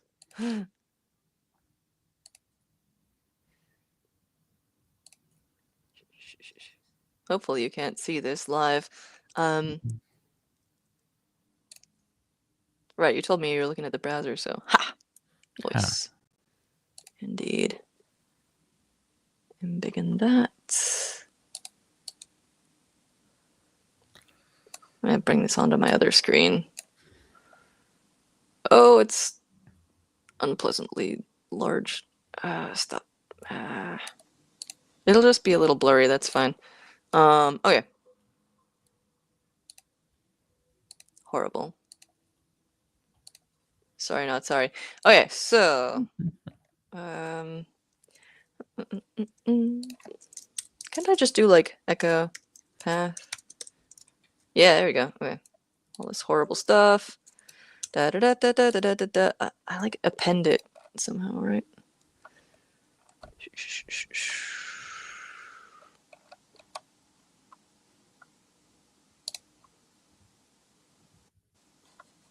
Oh, you know, I think I can just like.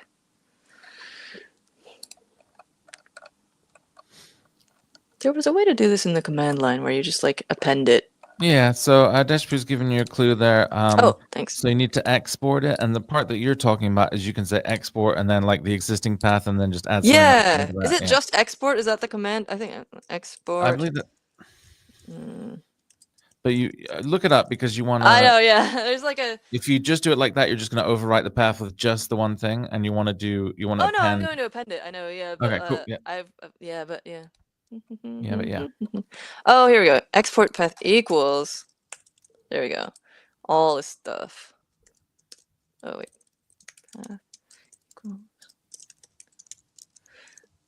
I'm gonna double check this before I run it because I'm just looking at Stack Overflow, and then I'm gonna add this on the end. Whoop-a-doo. This guy. Do I need a slash at the front? Yes. Okay. Double check this before I run it. This person. Right. Yeah. It seems fine. And then of course I would have to like update bash rc and bash profile so it doesn't go away when I reboot. But for now, if I just get it onto here, then that would be enough for me because I can deal with it later. Okay. Okay, yeah, DeShaper agrees. It is that exact thing. Gotcha. Beautiful.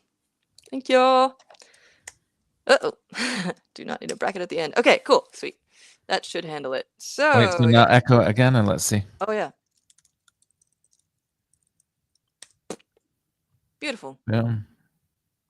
Honestly, it should be in there anyway, so I'll have to update those later.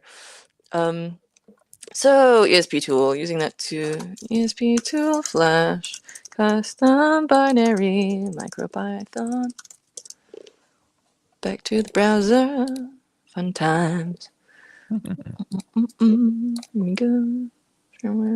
That looks good. Official documentation. Nice.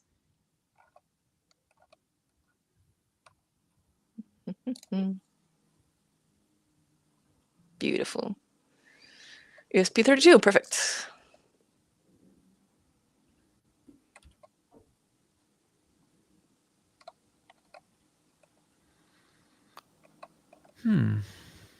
I have done these things. Okay, so now gotta find my port. Okay, so I think it was.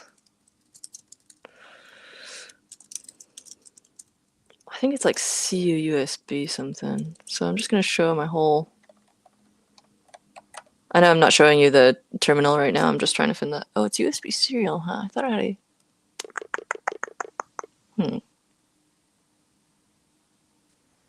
Did I plug another thing in? Yeah, I've got my Meshtastic guy plugged in. Let's unplug that. Don't want confusion. Okay, so I'm going to actually unplug both of them and then run my port search again real quick. I'll pull this up in case anyone's really excited about that. We got a bunch of headphones. Scroll wheel versus touchpad. Touchpad is always useful because scroll wheel is too large quantization. Okay, so now I'm going to plug it in again. All right. Wait, is there a... no, okay, cool. So plugged in. USB serial 220. I think that is new. Yeah. Beautiful. Okay, so let's grab this.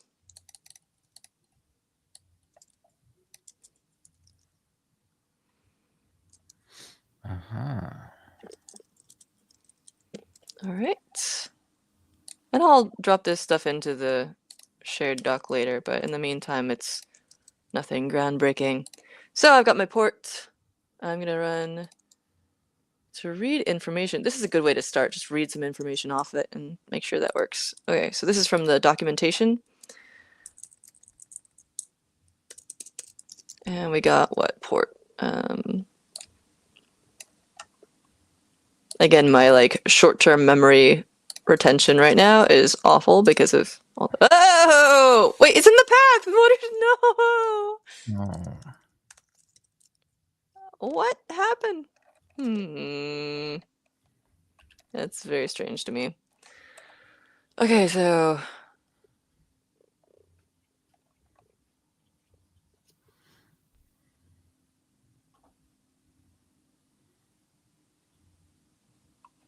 these are both the same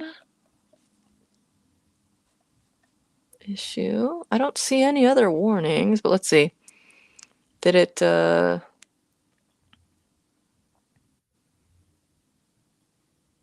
installing... successfully installed ESP tool. What the heckity?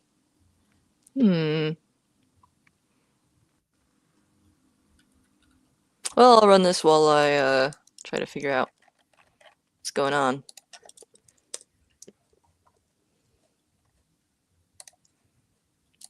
Oh! Gotcha. The Shipu says, you might need dash port to specify the port, although I think it already... I think the -P is handling that. I appreciate that though.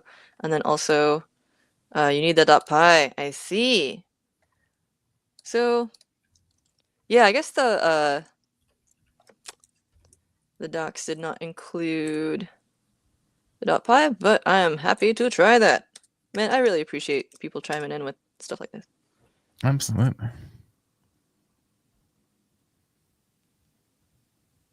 What's going on here?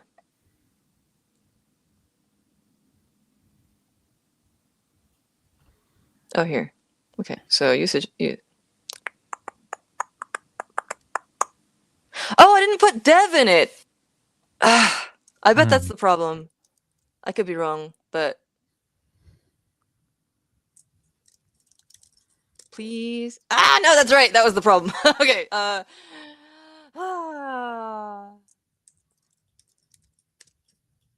Come on, man. Okay. Actually read the feedback this time. Okay, so copy all this. It surprises me that this is being such an issue, but I'm sure that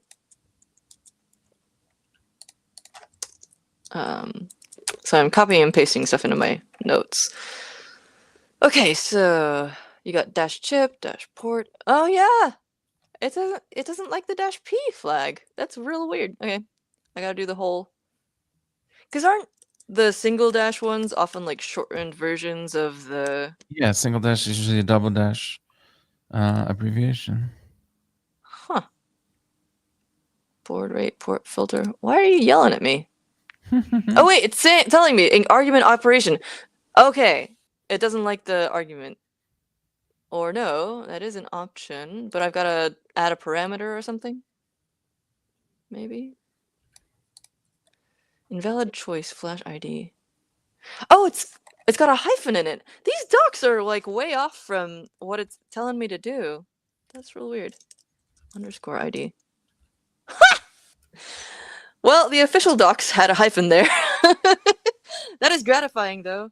Oh, interesting. My let me see if I can pull this up fast enough to show you. My OBS, where are you? My device is doing its little flashy thing. And coming up with it. So it's reset itself. That's good. Which means it's communicating in some. Oh, thank you. Dishipu says I found docs for the old version. How can that be? It says latest in the URL. Okay, that's this is why software. I don't want to be that guy, but I'm gonna be that guy. Like, just software. Why? Why? Okay, I'm done. I promise. The docs, yeah, for the older version. Okay, so Python, ESP tool, Flash custom binary. Flashing for what? So what's the? So the old one is that, and oh. This looks like it has mostly the same URL, but then it's got a couple extra things on the end. But I shall try. Okay, so.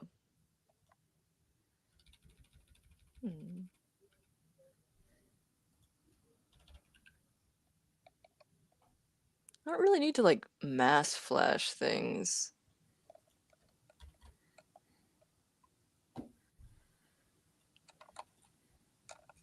And is this, like, it's got mostly the same URL as this one, so I'm a little nervous that it's going to end up being the same issue.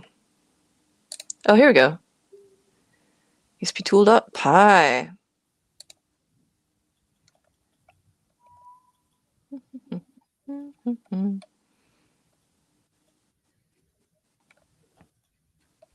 I wonder if I also could just use mu to flash it. I would Mu imagine so. flash I think the issue is just that it needs some kind of serial thingy there. Right? I'll grab mu. I mean, We're just gonna do a bunch of random stuff. This is why these tend to go. Oh, lol. IDE. Here we go. I know we've touched on this before, but which is that? What is that search engine that you got there? Ecosia. It's very similar to DuckDuckGo, and I think it might use the same like set of resources, maybe. But they also have a thing where they're like planting trees.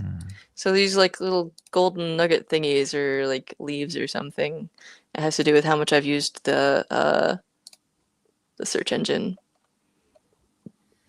So they do all this cool stuff. Awesome. Right? And it's also privacy focused. If you type Ecosia into Ecosia, it breaks the internet. Ecosia privacy. You've been using Kagi, right? I had until I used up my 300 free searches, and then Oh no. I paused my usage of it Ah, because I fair. wasn't quite ready to pay for it based on the quality of my experience. But I haven't given Ah, up. legit. So yeah. Encrypted searchers, very nice.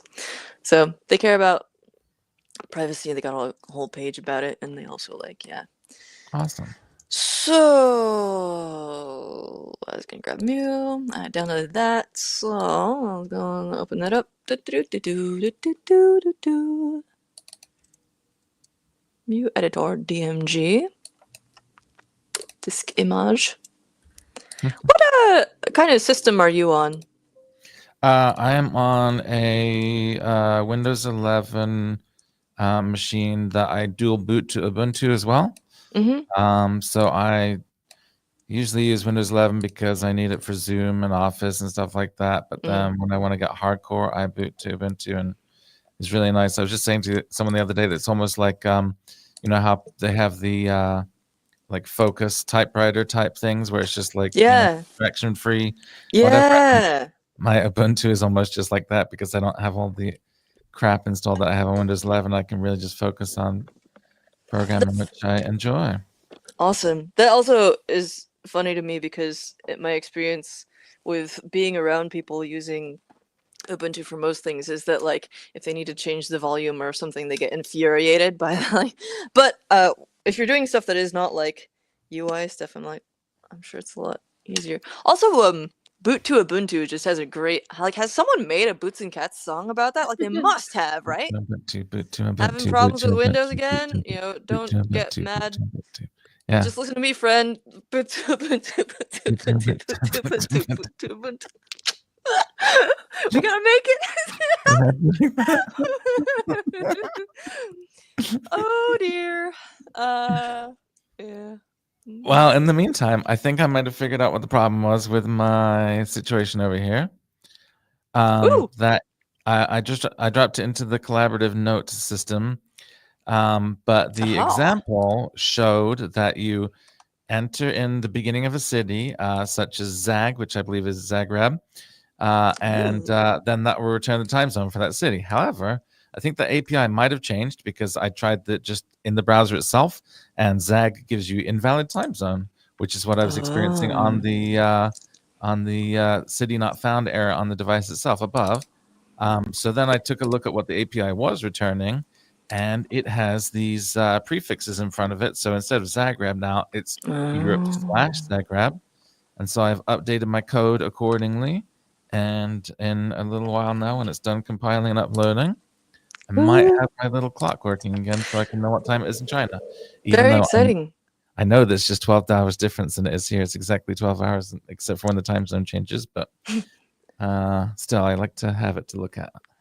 The from what I hear, just time zone stuff in general is a nightmare and a half. But that seems like a pretty not too bad one. Okay, so Mu editor, we got ESP MicroPython. Yes, I would like to. Beautiful. Okay, so let me update my OBS again with a third IDE so that I can show you 3 IDEs and the command line. How many of these can we get? Oh, I don't want to change my camera. No, I want to show a window. There we go. Okay. Just how many of these am I gonna go through? Wait, I want to show an entire application, please. Thank you. Mu editor. Was Visual Studio Code included in the list of 3? Sorry. Was Visual Oh, Studio Code one of the 3, or what was the third? I don't actually use VS Code. So Arduino IDE. Oh yeah. Thani and Mu. Got it. Yeah. So let me just pull up this Stuff Mu is stuff. happening. Oh. Stuff is happening. Why don't you capture the Mu window? Please do it. Oh, it's not even done uploading. This is stuff happening from last time. We won't worry about that stuff happening. Okay. Oh, clock. Oh, you've got a thing over your head. Oh, yeah, okay. So that's showing up. Gotcha. Yeah, this is that thing I was thinking of from the... Oh, man, I forgot about those Lego guys. I love those Lego guys. Lego guys? Oh, I misunderstood what that was. That's just MicroPython for Spike. I thought it was. Remember, somebody made actual minifigs that you could program. No, I do not remember that. That sounds awesome. It's worth a quick diversion. Just search like minifig PCP. Absolutely. Let me finish It's resizing my little minifig Moo specific. window. Yeah. Oh my gosh, I'm gonna pull this up now though.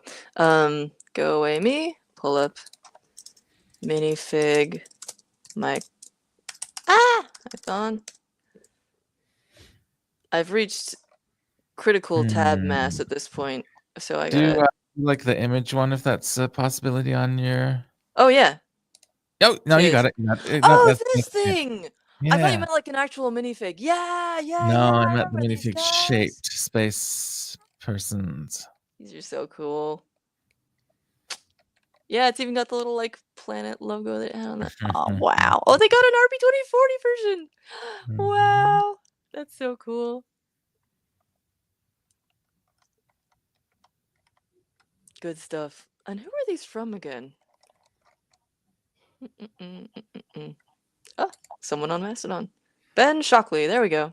Yeah. Oh, hello. Oh, I'm not logged in. Well, okay. Well, whatever. Um, for later. Okay, I'm gonna put this into my other tab repository window. So you're working on that. I was working on Thonny and getting that up and running. Trying to use Thonny to flash this binary to my ESP32. Can I do it? We will see. You got logs coming up that I don't think you can see, unfortunately. So let me just hide this, actually, and get us both on screen for a sec as we stare at our respective computers. Mine is resetting. It's about to upload, so this is a good time. ESP Oh, here it goes. firmware flasher. Here it goes. Ooh. Here it goes. Here it goes. Here it goes. Oh. One moment, please. I found an ESP firmware flasher inside of Thonny. Nice. It's off center because I'm doing everything backwards in here. Okay, but let's see. Pull it up. Let's see if I can just device type is ESP32. Browse for the firmware. Oh, I don't want to do that on screen. Back to the browser. I don't even know what I've got on here. Probably nothing bad, but you Oh know. man. City not found again. Okay, gotta find the binary in here. Please, please let me do it. Erase and write firmware. I'm assuming if I need to hit the reset or something, then it's just not gonna do it at all. Oh wait, there's something unsupported. It says. What's the deal here? Go to the window where I can actually see. It says unsupported detection protocol something something something. Oh, it does say it's writing. This would be really cool if this works. I wonder if I need to escape it somehow. I might just kill my board forever, but I think David will forgive me because we're doing new and exciting things. Oh, I meant to have us both on here, so it's not just like. Completely fine. You probably had to change it because there are so many Warsaws in the U.S. Oh, the time zone thing, yeah. Man, the U.S. I didn't even know that there were Warsaws in the U.S. The U.S. does love using different countries' names for cities, though. Is this frozen? It's supposed to be showing. Okay, no, it's showing. I'm gonna go grab some more tea real quick, and I'll be right back while this flashes. Okay, burb. I'm still trying to figure out why my API isn't working. I've replaced the cities with what I thought would work, and now I'm wondering if there's some kind of character escaping I'm not thinking of or something. America/Detroit and Asia/Chongqing should work in my opinion, and it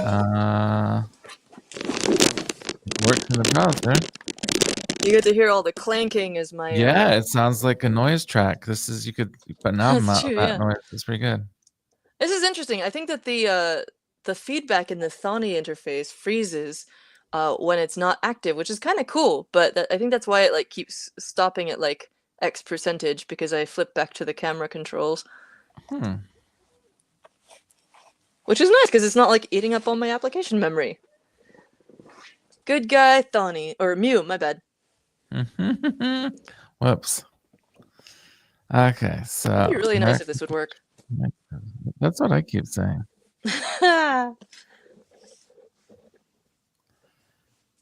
So let's see. Okay. Well, so my device has not done anything new.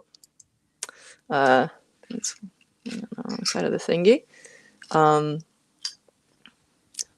It's still on the previous thing, but let me see what happens next when I look back at the documentation.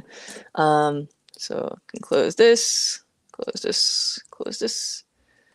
Blah blah blah blah blah blah blah blah blah blah blah blah. Don't need those because they didn't really work for me. No no no no no no. Dashboo says you should be able to connect to the REPL now. Oh, that's a good point. I don't have like off the top of my head what I would do to like test the REPL on there. Just like print something, I guess, actually. Yeah. Okay. I gotta remember which format the dang print messages take and pull this up on the screen. It's always a like refresher thing of like which ones require like parentheses and stuff. But as we saw last time, I kind of like to like YOLO it. I'm pretty sure. Oh, Mew. Oh, I'm not funny. Mew. Mew. Mew. Mew. Okay, cool. Hey! It chose a thing. That's so exciting. We've got. Okay, cool. So this is a custom binary that we've got on here now. I chose it from the it was like downloaded. It says Inkplate. Check it out. Oh, I believe you, but I can't see it on the screen. Oh, oh, you're right. There we go. Check it out. It says Inkplate down here. Preview.254.gb stuff dirty. Oh. All right. Cool. Anyway, that's great. So I've got the binary on there. That's beautiful. What are we doing? So after flashing the firmware, install the MP remote. Cool.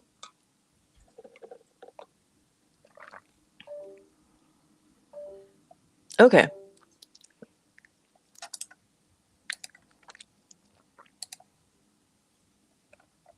Beautiful. Let's do that. Oh, this tea is so good. It's milk silk oolong, which is just a milk oolong from Churchill's Teas, I think. Are you drinking anything fun? Hello? Oh, we lost David. He must be downloading something. Ah! Oh wait, he's back, but not. Can you hear me? Yeah. Oh, yeah, I had a problem I also had last time, I think, where I've got my 100-watt charger plugged in and should be plenty to charge my laptop that came with a 65-watt charger. However, I'm down to 52%, and I think the reason is that I have a little fan plugged into the same thing, and I can't imagine that is taking 50 watts, but somehow it like debilitates the ability for this thing to send the full 100 watts. So it's just been going down this whole time. So I was just trying to fix that, and in doing so, I seem to have taken out my camera. So I'm gonna try and fix that. Alrighty. Yeah. I'm gonna continue with this installing ESP remotes.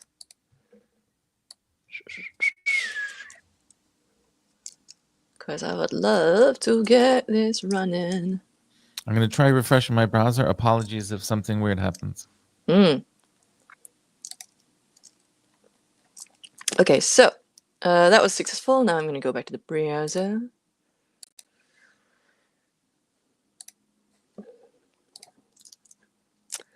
With the MP remote package, we can flash the Inkplate modules. Doodly-doo. I will do that. So grab this and then clip my throne / Inkplate 2. Okay, that's easy enough. Gotcha. Scroll back down so I keep my place.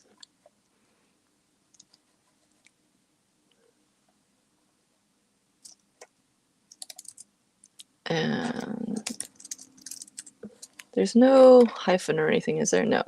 Straight up Inkplate 2. But I'm gonna have to find it in, oh wait, no, just GitHub : huh?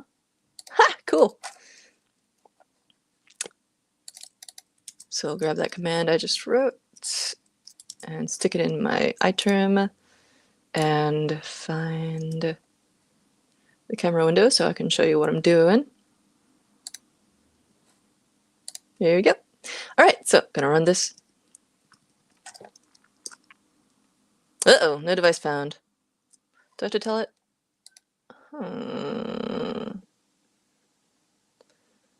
No devices found. No device found. Okay, so tell me more about this.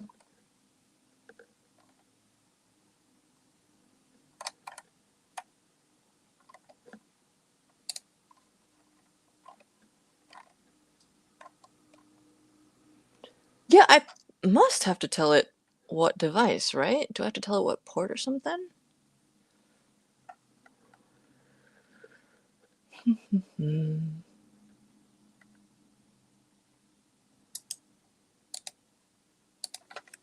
Ah, David's back.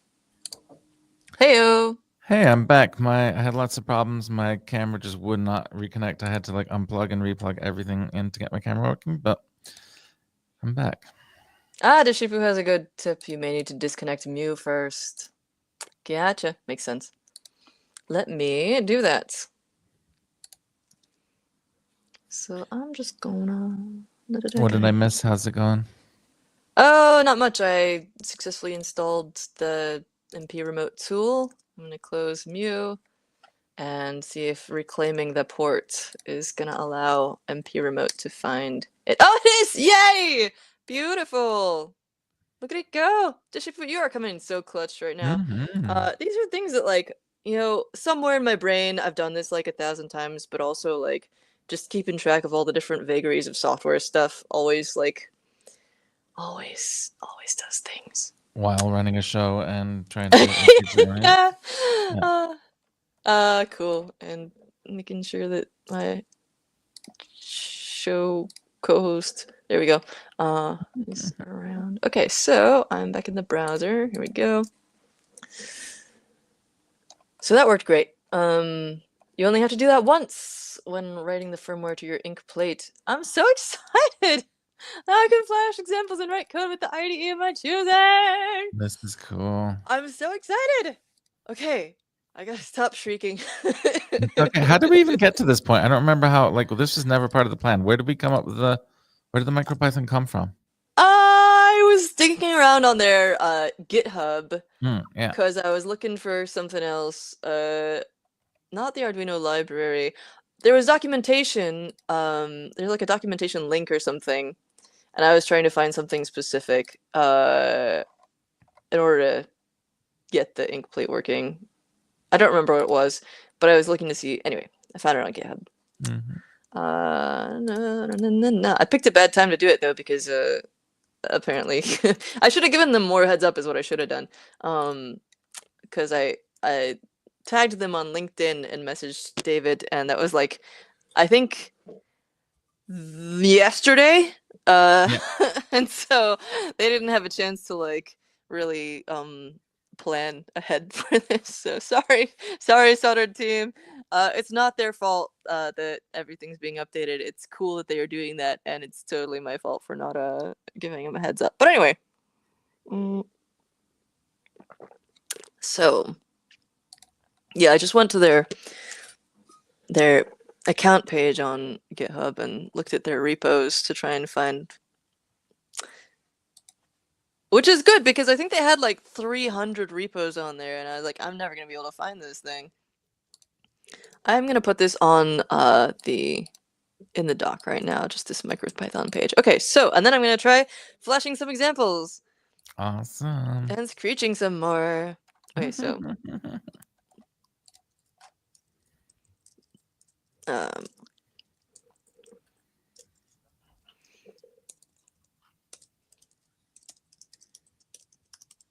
you know what? I'll just put.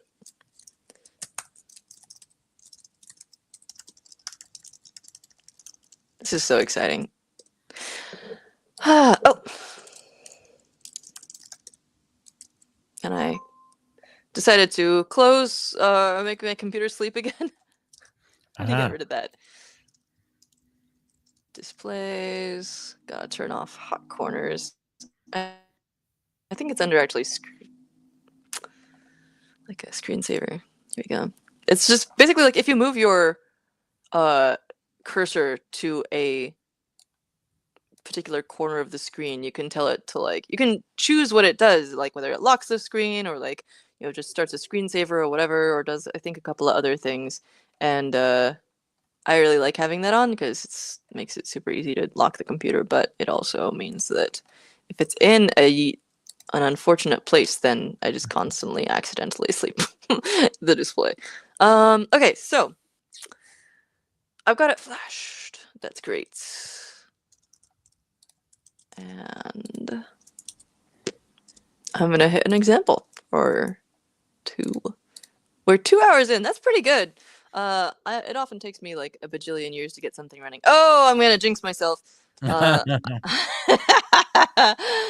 so I do have like I had a number of backup plans for this, which included things like getting some California Landscapes bot GIFs of like they're from different like landscape monitoring cameras. They used to like post these little long GIFs on Mastodon and stuff. And some of them were really beautiful. They'd catch like sunrises and sunsets in stop motion. Or put those on like a video display. But anyway, That sounds awesome. I do still want to do it. It would be very nice and calming. So, basic examples. Is there like a specific type of examples for MicroPython or? Oh right, yeah, it's the documentation page again. Oh Oh no! Oh no! Were you able to find the archive But version, or? they might have them in here too. Ah, there's an example. Yes, I've already got them downloaded. This is beautiful. Alright, Inkplate 2. What do we got here? We got example network stuff, GPIO stuff. Hello world.py, that sounds promising. Draw colored bitmap, that sounds nice as well. Oh, this is real short and fast. Okay, let's try and do that. I'm gonna pull up Mu again. Now that I don't think I need, because I can use my IDE of choice to flash it, right? Oh. I want to keep that open. Ah! Oops. I wanted the examples. Here we go. Am I showing my browser so it's not just like me yelling? Okay, yeah. It's your browser, yeah. Hello world.py, we got this. I'm going to drop that into Mu. I'm going to close my terminal. But I do want to save this session. So, export recording. Inkplate.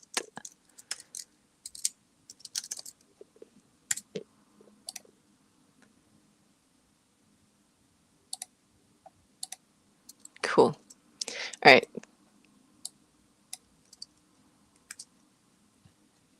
Pull up Thani again, which is its whole own process. Mu! Why do I keep... I just keep doing that. That's what I get for using both of them in the same session. Can I get... There we go. Grab the example stuff. Copy. Cool. Save. Let's put it under... actually, I'm going to put it under... Can you see this? What I'm doing in my like file system? No, good. Okay, cool. Just the Thani or Mu or whichever one it is. Then I'm going to save it into here. Okay. Save as hello-world. You can't see how I just completely misspelled world. No. Lol. Yeah. Pi. Okay, so now let's see if we can.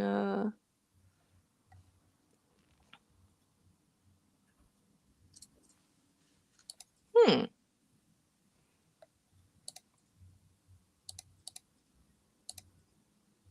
It's doing a thing. Nice. I didn't look at what this was supposed to do. So it's supposed to create an instance of the display, initialize the display. Hey! Oh, I'm so excited! Oh, look at that thing. Look at Looks it go. good. I'm so excited. That's awesome. Yes. Looking Never good. have two words. Well, I mean, I'm sure if I scoured my memory, I could. But anyway, I'm very excited about this. That's so That's exciting. awesome. Ah! Yes, yes, yes, yes. I love MicroPython. I'm so excited about all these Inkplate things. I've run into so many issues with the Arduino editor for some reason, and so this is just like triumph. This is why we do this, everybody. This Yeah. is like getting to delve into something beyond like 10 to 30 minutes of exploration when we're trying to get like a video produced or something, Yep. all that stuff, Yes. Yep. Yeah. Now change what it says and have it happen instantly instead of having to compile and upload an Arduino sketch, which is taking like 5 minutes every single time for me. Yeah, yeah, yeah. Okay, I'm gonna pull up the IDE again.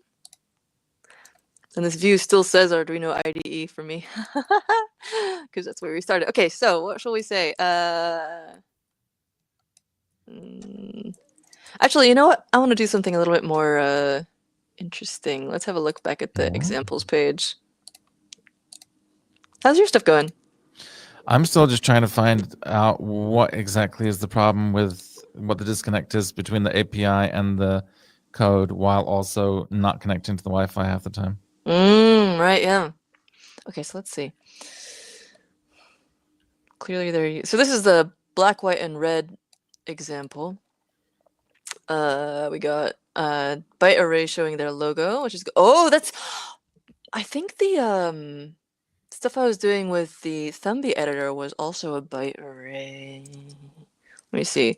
Thumbie.us/code. Was that it? Nope. Close enough. Worth a try. Oh, why am I not on the Discord? Because I never go on Discord.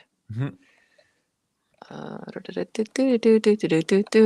swear there was a link right here out of the editor. Oh, it's here. This would be a good time to plug our Discord that we never go to. Oh yes, we have a Discord. It is available on not this page, that one, Show. In the future, I guess we should like announce stuff there. That'd be cool. David is gonna own the Discord. I'm putting that on you because I have very little. I accept the challenge, and I will also set up announcements. Hell yeah! So I think these use, but they do. So I could copy the byte arrays from my examples for that and grab. I'm gonna do it real quick. Okay, so I gotta port over from laptop to here. Vanish these. I'm gonna drop that code with the byte array for my little guys. Oh wait, yeah. Wait. Do I need to have the Thumbie for that? Did I save it somewhere? Let's find out. If not, maybe I can just re-import it if I find where the byte arrays are. This would be a good like review because I've forgotten how exactly I got it onto there. Okay, so grab the things, go to Thumbie interface. Computer is waking up. Same. I just like shook it by the shoulder and was like, "Hey, give me the files." And it's like, "What year is it?" Which is fair. I'm kind of like that a little bit too. I had a giant spider in my room the other night, and I'm blaming all my insomnia on that. I went berserk. So, turns out they don't care too much. Like, okay, I couldn't repel it. It was like above my bed, but high on the wall, so I couldn't just grab it in a cup, right?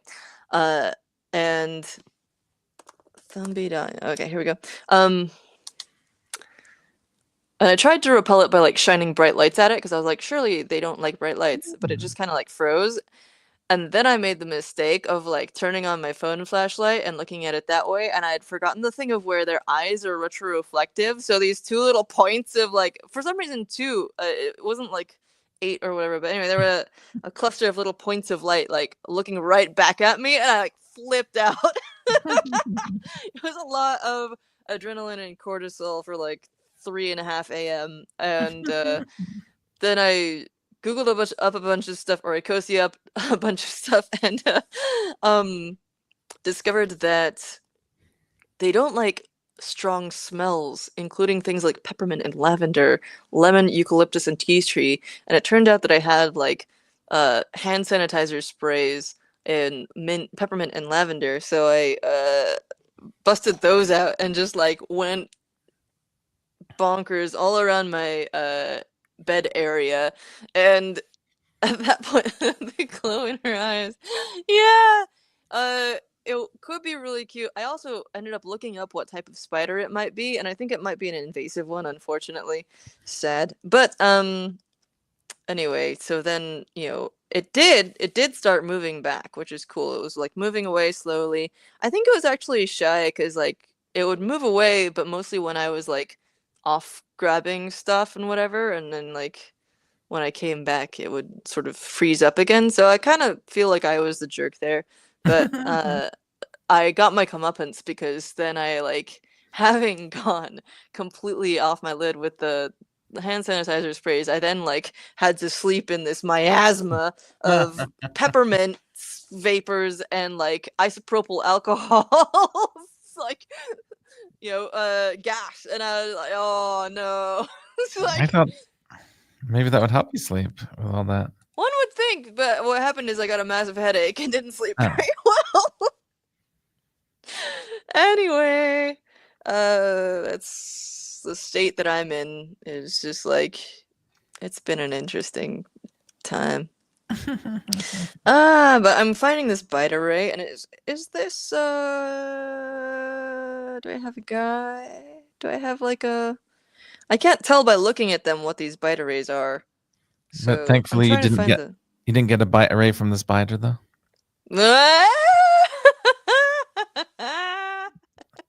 Well done. I congratulate you. I hope it was worth the interruption and totally sidetracking Extremely whatever you're good. talking about. Okay, I found the old Pi files, some of which I did save to my computer. Great. These are the default files. Got my Thumby stuff. Okay, let's see. Archie stole us pixels. These are GIFs and PNGs. Why don't you give me my one that I was working on? Where is it? Butterfly test. Got a bunch of.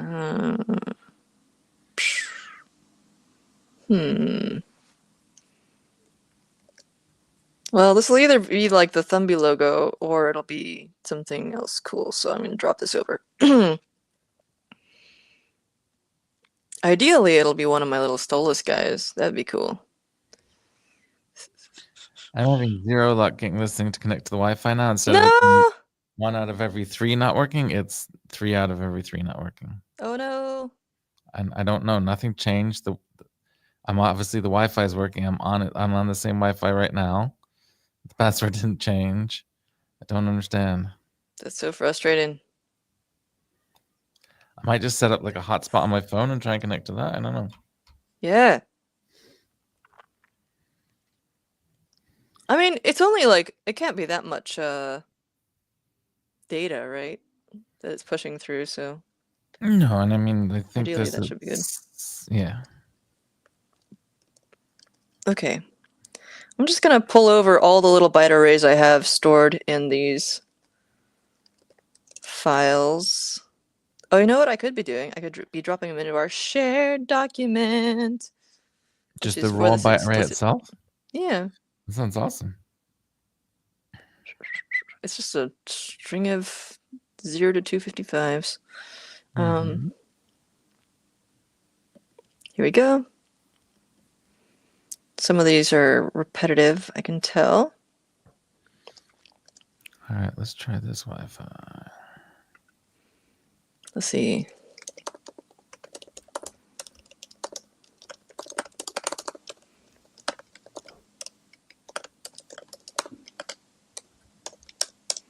All right, byte arrays. Here's number 1. This seems to be the same one. This is stuff from... I know what this is. This is a logo for a webcomic I like. Why is it so much longer? Oh, because it's a GIF. I thought it was a still image. That's okay. Well, I'll put it in there anyway.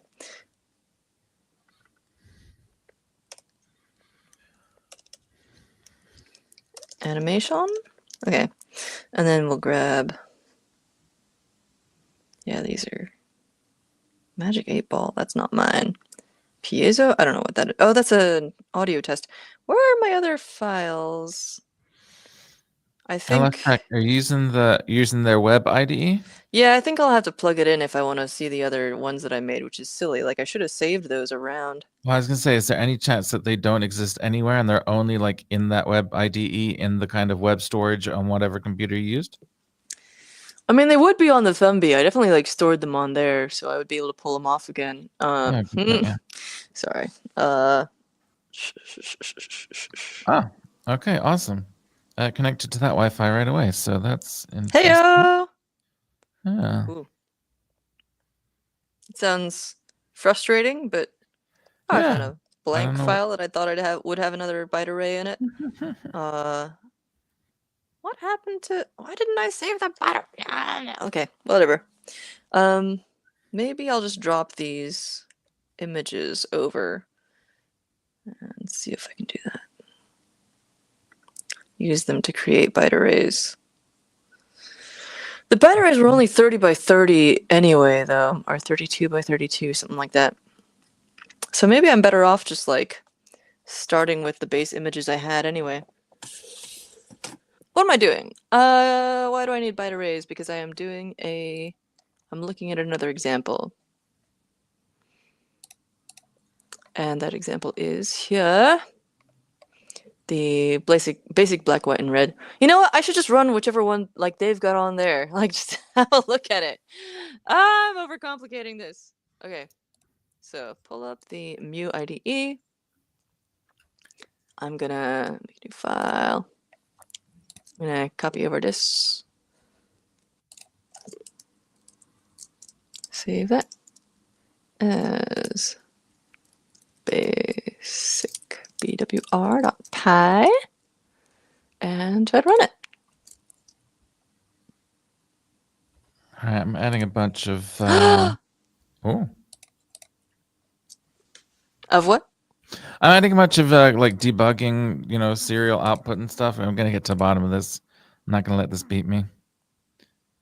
For a brief moment, it flashed the soldered logo. The weird thing with this is that it seems to like show the entire image for a moment first, Yeah. and then like flash it back into existence. I'm not sure what the deal is with that, but anyway, gorgeous! That's looking good. Look at it go! Yeah. That's so exciting. So some of these things are based on just the like one of these is a byte array, but then I think this like logo at the bottom, and then other parts are like coded in as text and graphics. So this is a great example file. I'm gonna embiggen. Oh, I'm embiggening the wrong window. Here we go. Large. Can I close this? There we go. Okay, cool. This is beautiful. Ah, yes. Ah, splendid. Okay, so I'm gonna drop this in there.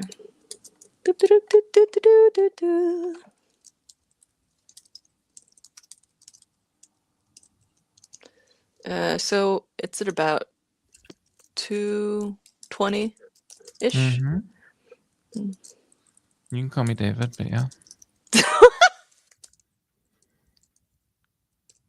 Here you go. All right, so I'm gonna try and start adding more timestamps into these, by the way. Just so, right?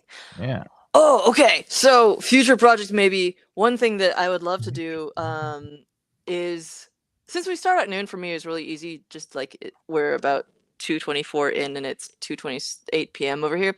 But it would be cool to have like a little display for running videos where it just shows the duration from when I actually hit the thing. I've wanted that for talks as well, actually, because Yeah, often I'm definitely. looking over at the browser window and not at, the whatever. Anyway, so let's so, or even like a haptic vibration thing. That's got to be another like mind altering gadget. Okay, let me write that down real quick.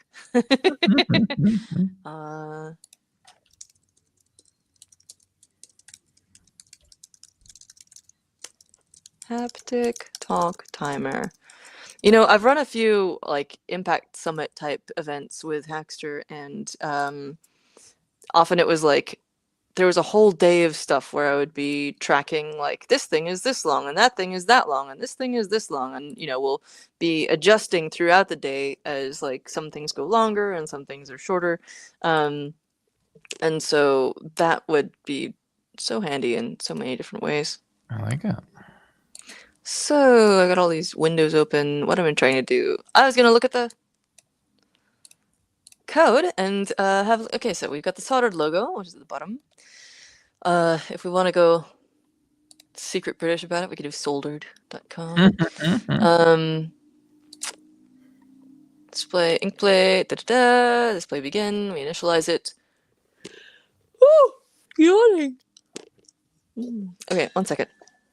Okay. Tea. Okay.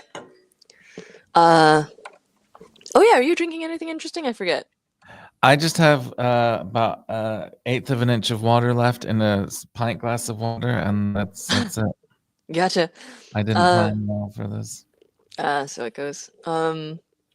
You gotta step up your game for next time, dude. I know. We used to, in previous episodes we've synchronized teas and stuff, so I don't know what. Oh yeah, what's wrong with us? We should do that.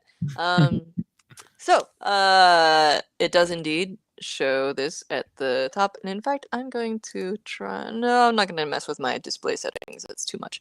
Okay, so it does show "Welcome to Inkplate 2" at the top here, as we see in text and letters for your viewing pleasure. And then this little bullseye thing, I think that's all coded graphically. So yeah, we've got blacks. Oh, and then MicroPython. Oh yeah, underneath. Gotcha, in red. MicroPython, exclamation point comes first in the code. So display.red, that's all you do. Just set text color, display.red, display.print. Then you got like, this is the stuff that I used for my arcane circle display, which I would love to revive and update. So this will be, I'll just like rewrite it in MicroPython.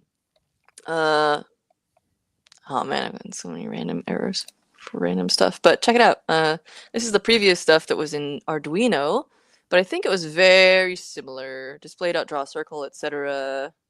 And oops, wrong page. Here we are. Display.drop circle. Like it's the same stuff. And I think it might just be a MicroPython version of the same module/library. Yeah, you got, what is it? Did I write on here what the, oh yeah! Did I say what the, small, medium? So, okay, I think the first two are the like X and Y coordinates. Or I forget which order they're in. I could tell if I thought about it for 2 seconds, but I don't want to. Haha. Okay, I think this is the X coordinate and this is the Y coordinate, and the origin is at top left. Just want to interrupt to say good night, sweet dreams to Deshipu, who has to go to bed. Good night. Thanks for your help with it's really helpful. Co-braining. Wonderful. And so yeah, this has been really delightful. So yeah, I think these are coordinates for the center of the circle, starting at top left. So X, Y, and then you've got the radius of the circle in pixels, and then the color. So that's real friendly. I've already got this on my computer. I don't need to copy it, but I have this urge to, like, it's a nice thing. I have to copy it and put it somewhere, like squirreling away. It's very Goblin-esque. It's like, the classic Goblin mode type of thing where it's just like, I want to collect it.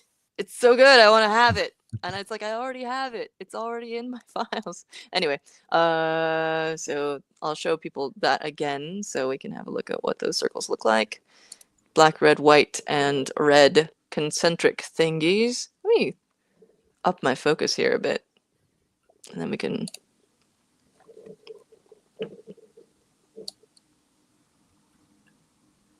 Yeah. Eh. It's still backwards for me, so yeah, so black. Oh, interesting. Right, it's just one big round black circle on the back as a base, and then you've got like 3 thin lines inside it, which is interesting. So, oh yeah, the first one is fill circle, and the other 3 are draw circle. So this is a really wonderful little example here. Just like a filled shape and an outlined shape in different colors. Beautiful. Then we got a red checkerboard pattern with a loop. So from 1 to 30, which I'm assuming there's like 30 iterations of this thingy across there. Looks about right. Yeah, so there's 30 on top and then 30 below in 2 successive lines of code. Wait a minute, this seems to be Y. Oh yeah, okay. X, Y, and then one side, the other side, length, and then filled rectangles in red. Then we got some horizontal lines. Indeed we do. What do we got? Draw a line. There's no way to fill a line, that makes sense. 0 X coordinates, so all the way to the left, Y coordinates going further down. Length, I guess, and what is, interesting. 214, is that the length? And then what is 4951? Oh, duh, that's just the same as the Y coordinate. Oh, duh. Rectangle. X and Y beginning and then X and Y ending. And then the colors. So start point, end point lines. Very cool. And I wonder if you can do like a thicker line. I guess you just use a rectangle for that, very simply. And then it displays that bitmap from the byte array as defined at the top here. And is there anything... Oh, interesting, that's in hex. But I wonder if, like... Interesting. Place to start, place to end. Huh, very cool. And then you display it. Man, this is a great little example. So now, do I want to get into doing another thing? I should do something custom. I'm not going to try and recreate that entire arcane circle generator thing right now because we are half an hour from the end of the session. If we want to stop at 3 hours, which I kind of do, like, you're almost out of water. My brain is like going, like, one of those animations in a fighting game. I've just been playing a lot of Hades again. Yeah. I know exactly what you're talking about.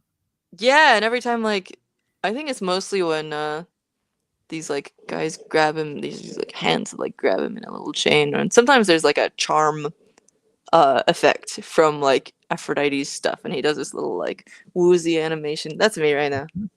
But yeah, I'm gonna start it. Because if I get the momentum started, then I think I'll continue it like with like what happened with Thumby, where I ended up going like basically raging out and blacking out, and then when I woke up I had created like 3 different sets of pixel art, including like a whole set of custom signal stickers with my face on. Let's recreate that energy. So, all right. How's your stuff going?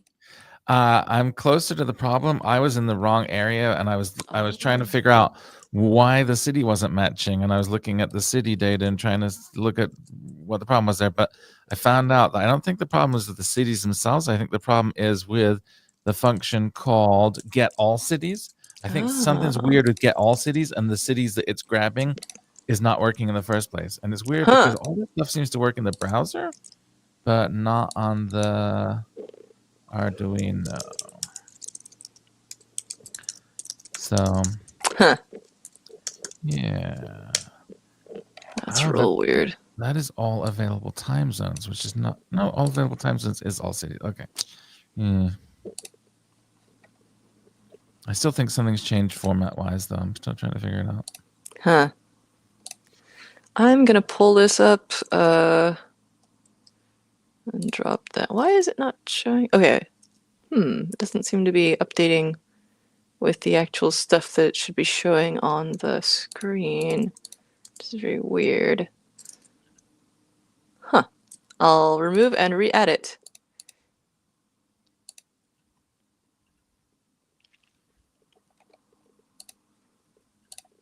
There we go. That should show up fine. Go back in the editor. This doesn't need to be so large.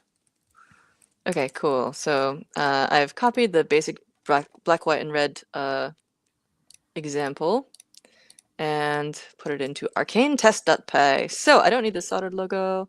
So I wish this would not disappear when I highlighted it. That's been happening to me all day. I'm going to just remove that part as well. I can re-add. Actually, maybe I'll leave that in as like a for the future use. No, I don't want to use bitmaps on this one specifically. I'm going to actually copy this all again and create another one and save it as like Archie display. Archie, or like Stolas news.py, because my little owl advisor is going to be a bitmap. Okay, cool. Mm-hmm. And I'm going to have some text and stuff and whatever, but I first got to get that set up as a byte array, which is going to be... Actually, you know what? Screw it. I'm excited to go figure out how to do a byte array from like a PNG without using the Thumbie editor, which is very cool, but it only makes... Well, it doesn't necessarily only make small ones. That would be a backup plan, but let's do byte array from...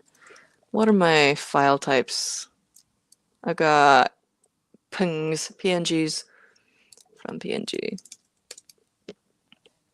They are still very small though. But 32 by 32 isn't that tiny on here. Like this example has these circles being only like 15 radius. So this is the bitmap would be about the same size as that little target on the screen. Cool. So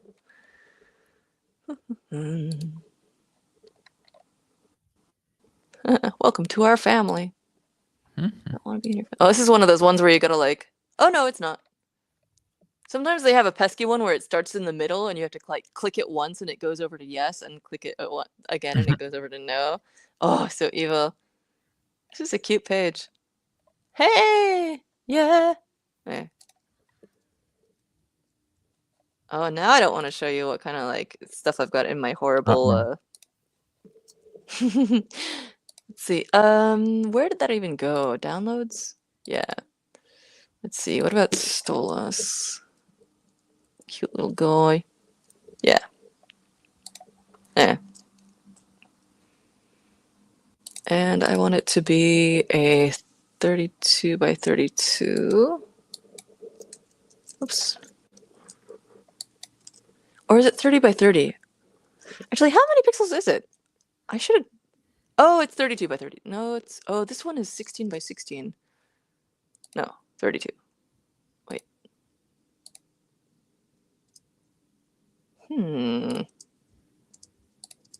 It's 32. Okay. All right. So doesn't matter if it's horizontal or vertical, I think. Background should be white. Oh, hey! Yeah, look at him! Cool. Plain bytes. What about hex? Plain bytes. Generate code. Oh, it is hex. Yay! Cool. Let's see if I can just replace the thing in the code. I don't. It's. I just figured out what the problem is. Oh no! It's trying to go to http://timeapi.io, which does not work. And Oh the no! reason every time I tried to go to it in my browser is bumping over to HTTPS, which works fine. And so I'm pretty sure that the issue was the HTTPS. Oh dang! So that's what changed. Is they enforced SSL, and now I can't connect to it. No.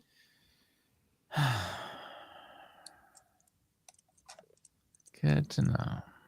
Okay, so I'm gonna grab this byte array and drop it in our shared doc. I'm gonna delete this animation one because we don't need that. Okay, so Stolas, face.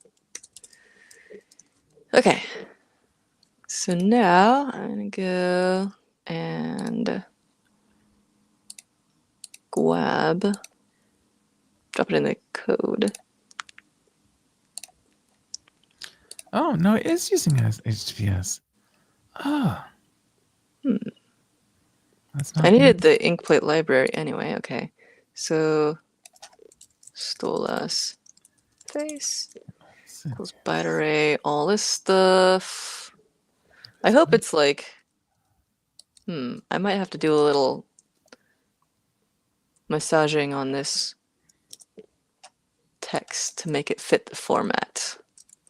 So I'm going to go into Sublime Text and put this on our faces while I do this, because no, I'm still in Code World. Shut your face. Shut it. Okay. I'm going to Sublime Text and doing a little bit of let's see. I think they just run them all together and they don't have the zeros on there. Yeah, so no new lines, no zeros, but there's a backslash. And no commas. All right. So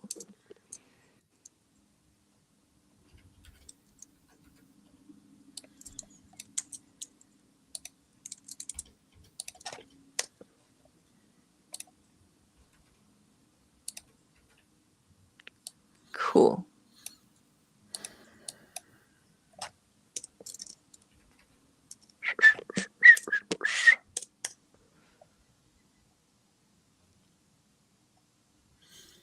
Weird.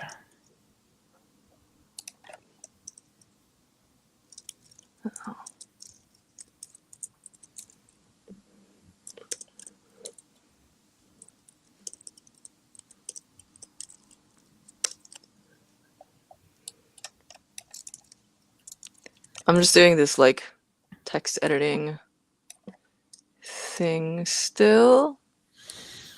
Not the best way I could have possibly done it, but it's working. Gotta move it to the other monitor so I can actually see around the camera. And hopefully I'll get a cute little guy on the screen. And that guy will be Archimedes' cousin Stolas. Okay. So.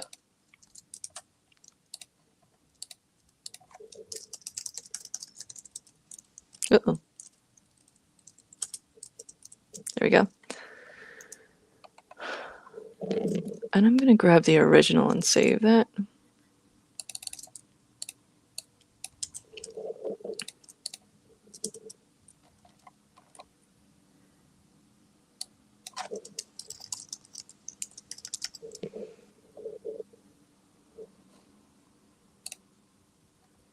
And replace it with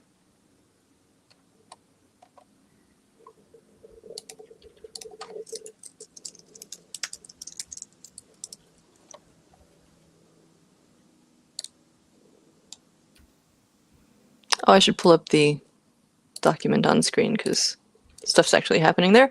Okay, so I'm just grabbing the old soldered logo byte array code and replacing everything in there with, you know what I should have done is just copy this first. And then I'll just do a little pasty paste. Haha. I'm going to grab that and drop it back into my code.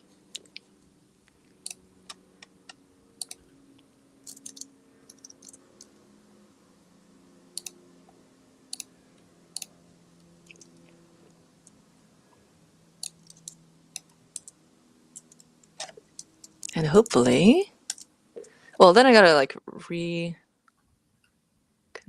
this bit at the end. Oh wait, this is the wrong file. Doesn't matter.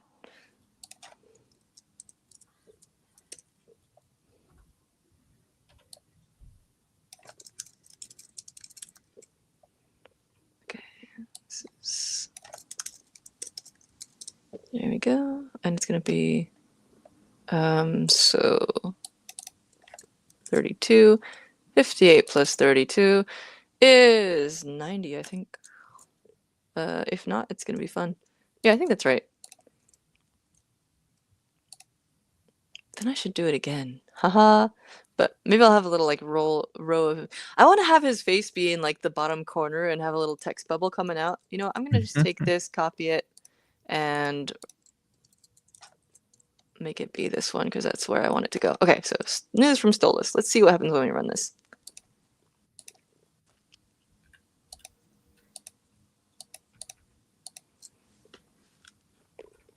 Is it going to connect? Is it running? No. Oh, problem. Line 432. There is no. Oh, byte array index out of range. I'm not too surprised by that. Let's see what happens when we. So.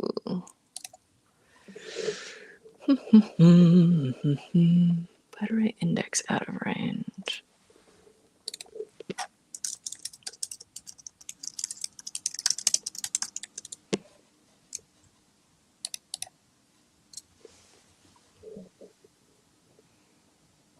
This doesn't surprise me at all because I'm replacing it with an entirely different. Whoa.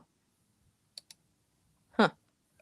Yeah, the incredibly controversial and adult-oriented question of why is my byte array index out of range? I'm not super surprised though that let's see.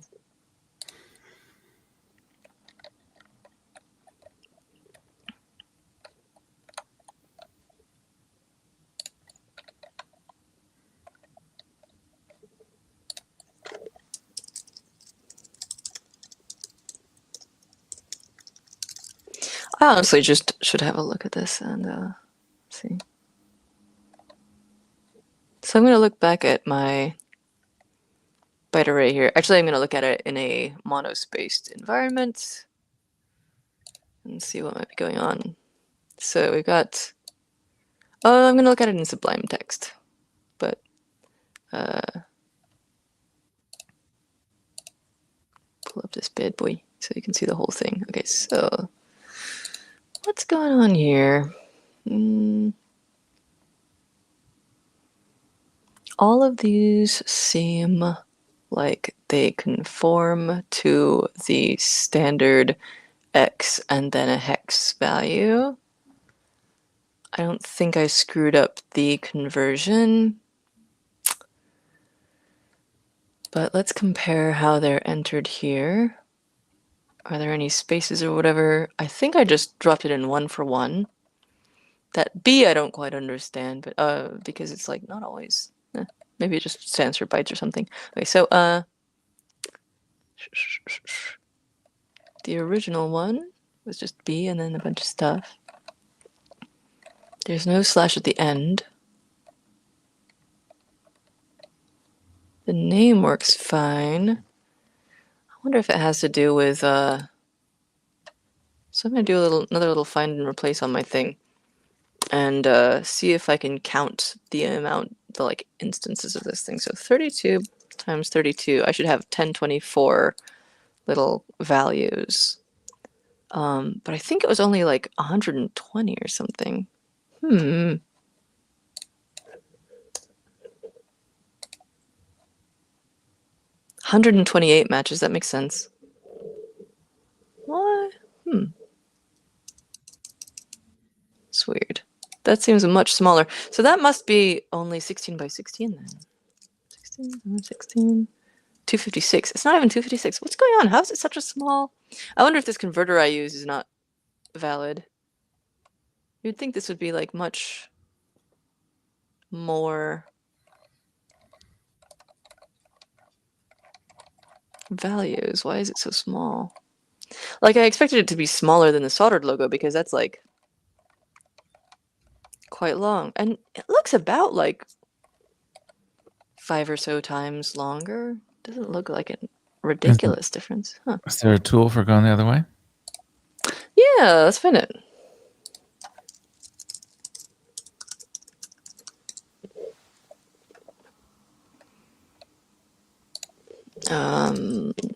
Wolfram might be able to do it.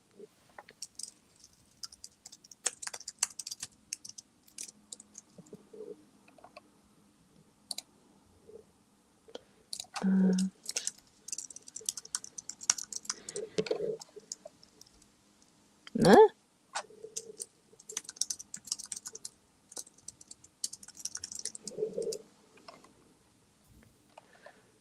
No.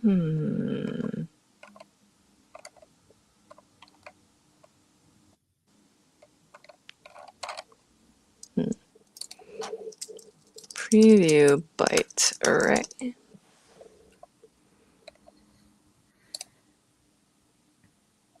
Trying to do the opposite. Wait a minute. I think that site I was using before had like, you could go at it the opposite way. Yeah.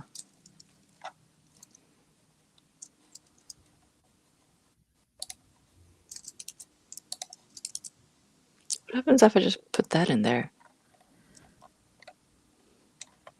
I mean, this preview looked great.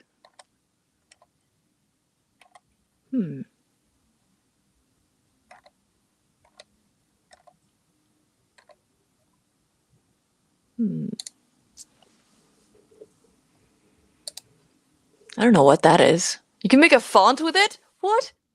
Haha. What's going on here? Oh, wow. I want to make a font. That sounds awesome. Well, I think I might have to just dig into this after the fact because we're right about at the 3-hour mark and my brain is putty. So, and not the kind that is used for connecting to devices.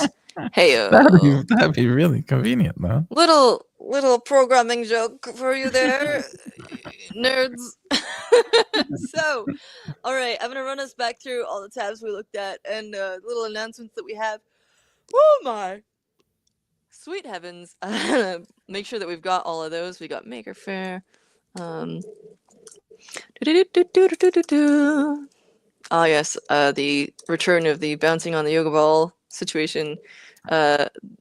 As I come back to life. There was another thing, the Motos.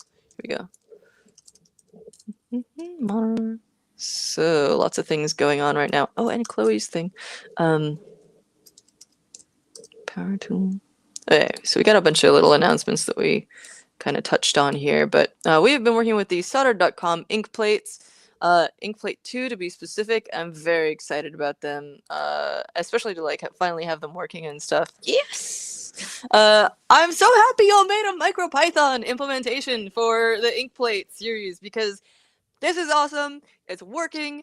I can like store the files on the device. It's just great. It's good in every way. It makes me so happy. David, if you want to think about if you have anything to like throw in there as we wrap up, I'll take us through the tabs real quick on a lightning tour. here we go. We got dayglow.show, which is where you can find all this stuff. Our YouTube playlist, also on LinkedIn. People can watch there too. We've got our live collaboration notes from previous episodes. We've got our newsletters. We got the Discord. We've got both of our newsletters are linked here, including how to make your own one of these cool LinkedIn Linktree things yourself in an hour or so. We've got our Dayglow Show hashtag, which you can follow on Mastodon and Blue Sky. If you want to get the early announcements, so we announced this one about 28 days ago or something like that, and didn't yet have a topic chosen. We thought we were gonna do Inkplate, but we wanted to like have a little hack session before, like off screen, before we did that.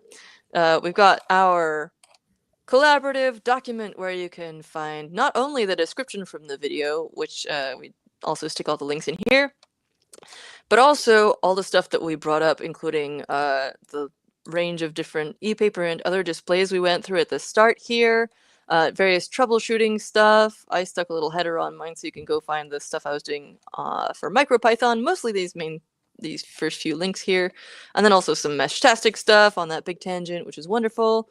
Don't need a line there. Mind-altering gadgets. Gave that talk at Teardown. Be sure to come to Maker Faire Bay Area, and I'm hoping to give that talk again. Speaking of which, that's coming up in just about a month here. Very exciting. That's going to be in Vallejo again, I think? Yeah.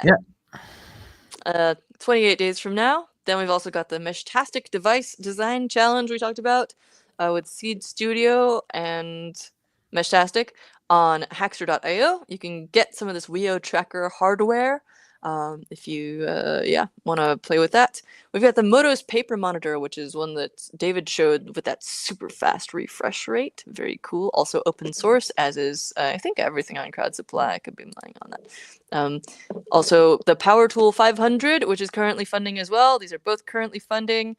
This is a power and battery monitor, as mentioned, for Home Assistant. Chloe Madison, I just interviewed the other day for Hackster Cafe. She's an amazing person who like builds all this cool stuff for her bus called Gary Bussy. And you can get that too. Oh, we talked about a bunch of cool different stuff that she makes, including, as David mentioned earlier, the Power Top, a cool little device where basically this is its charge in, and then basically allows you to really minimally and elegantly connect USB-C power, run it from 18650 batteries, which this kind of very small, lightweight end-on assembly is what it really does well, especially for like wearables and stuff. Very cool. And then back to the browser for a hot second. You can go find all the Inkplate devices on soldered.com. And I think that might be all. Oh yeah, and then I'm going to be trying to replicate this arcane circle generator I made many a year ago, 6 years ago, and make some of these cool, like, different little, generative patterns happen. Very exciting to me in particular. Did I miss anything?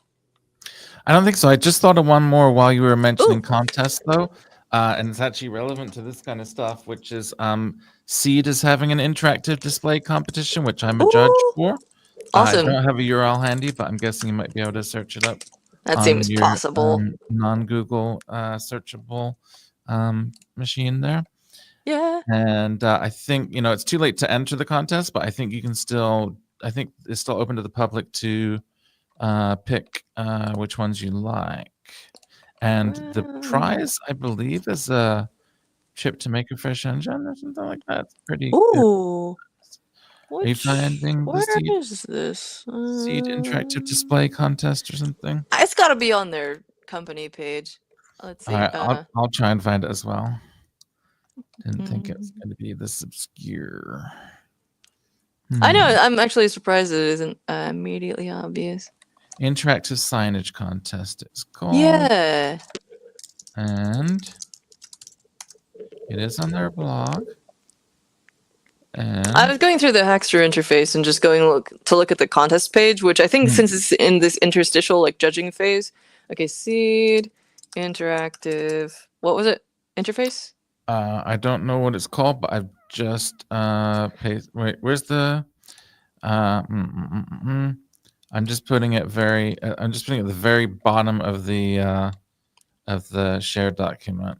Aha! This is just a link to their blog. So if Beautiful. you tab that up. Interactive signage. There we go.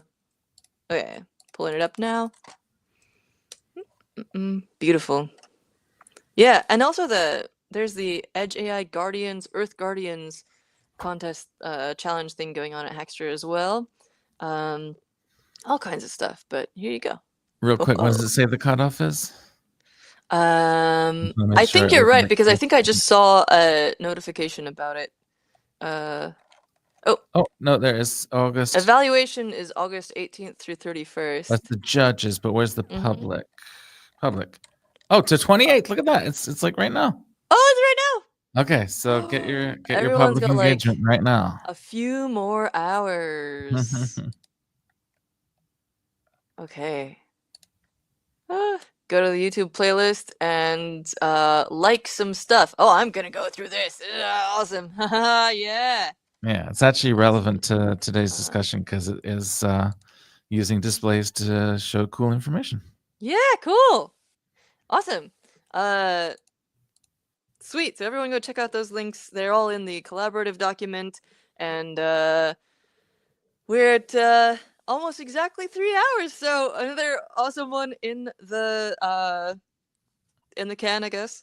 All my language is breaking down, but thank you so much for joining us. It's so much fun to nerd out with everybody, and especially, of course, you, David. Thanks so much to Deshifu again for chiming in with helping my brain like cycle a little bit on those terminal commands and stuff. And oh, what an awesome time! I'm so excited about this soldered stuff, man. And I did get mine working just with this example again. Yes! Cool. I'm gonna hold mine up too. Here we go. Here's the money shot. Oh, we should take a screenshot. Go ahead. I got Do it. you have it available for it? Yeah, and I'm gonna do one more. It takes a second on this computer for some reason. Here we go. All right. Yeah. Sweet. Thank you, everybody, and hack on. Have an awesome month, and we'll announce the next one as soon as possible. See ya.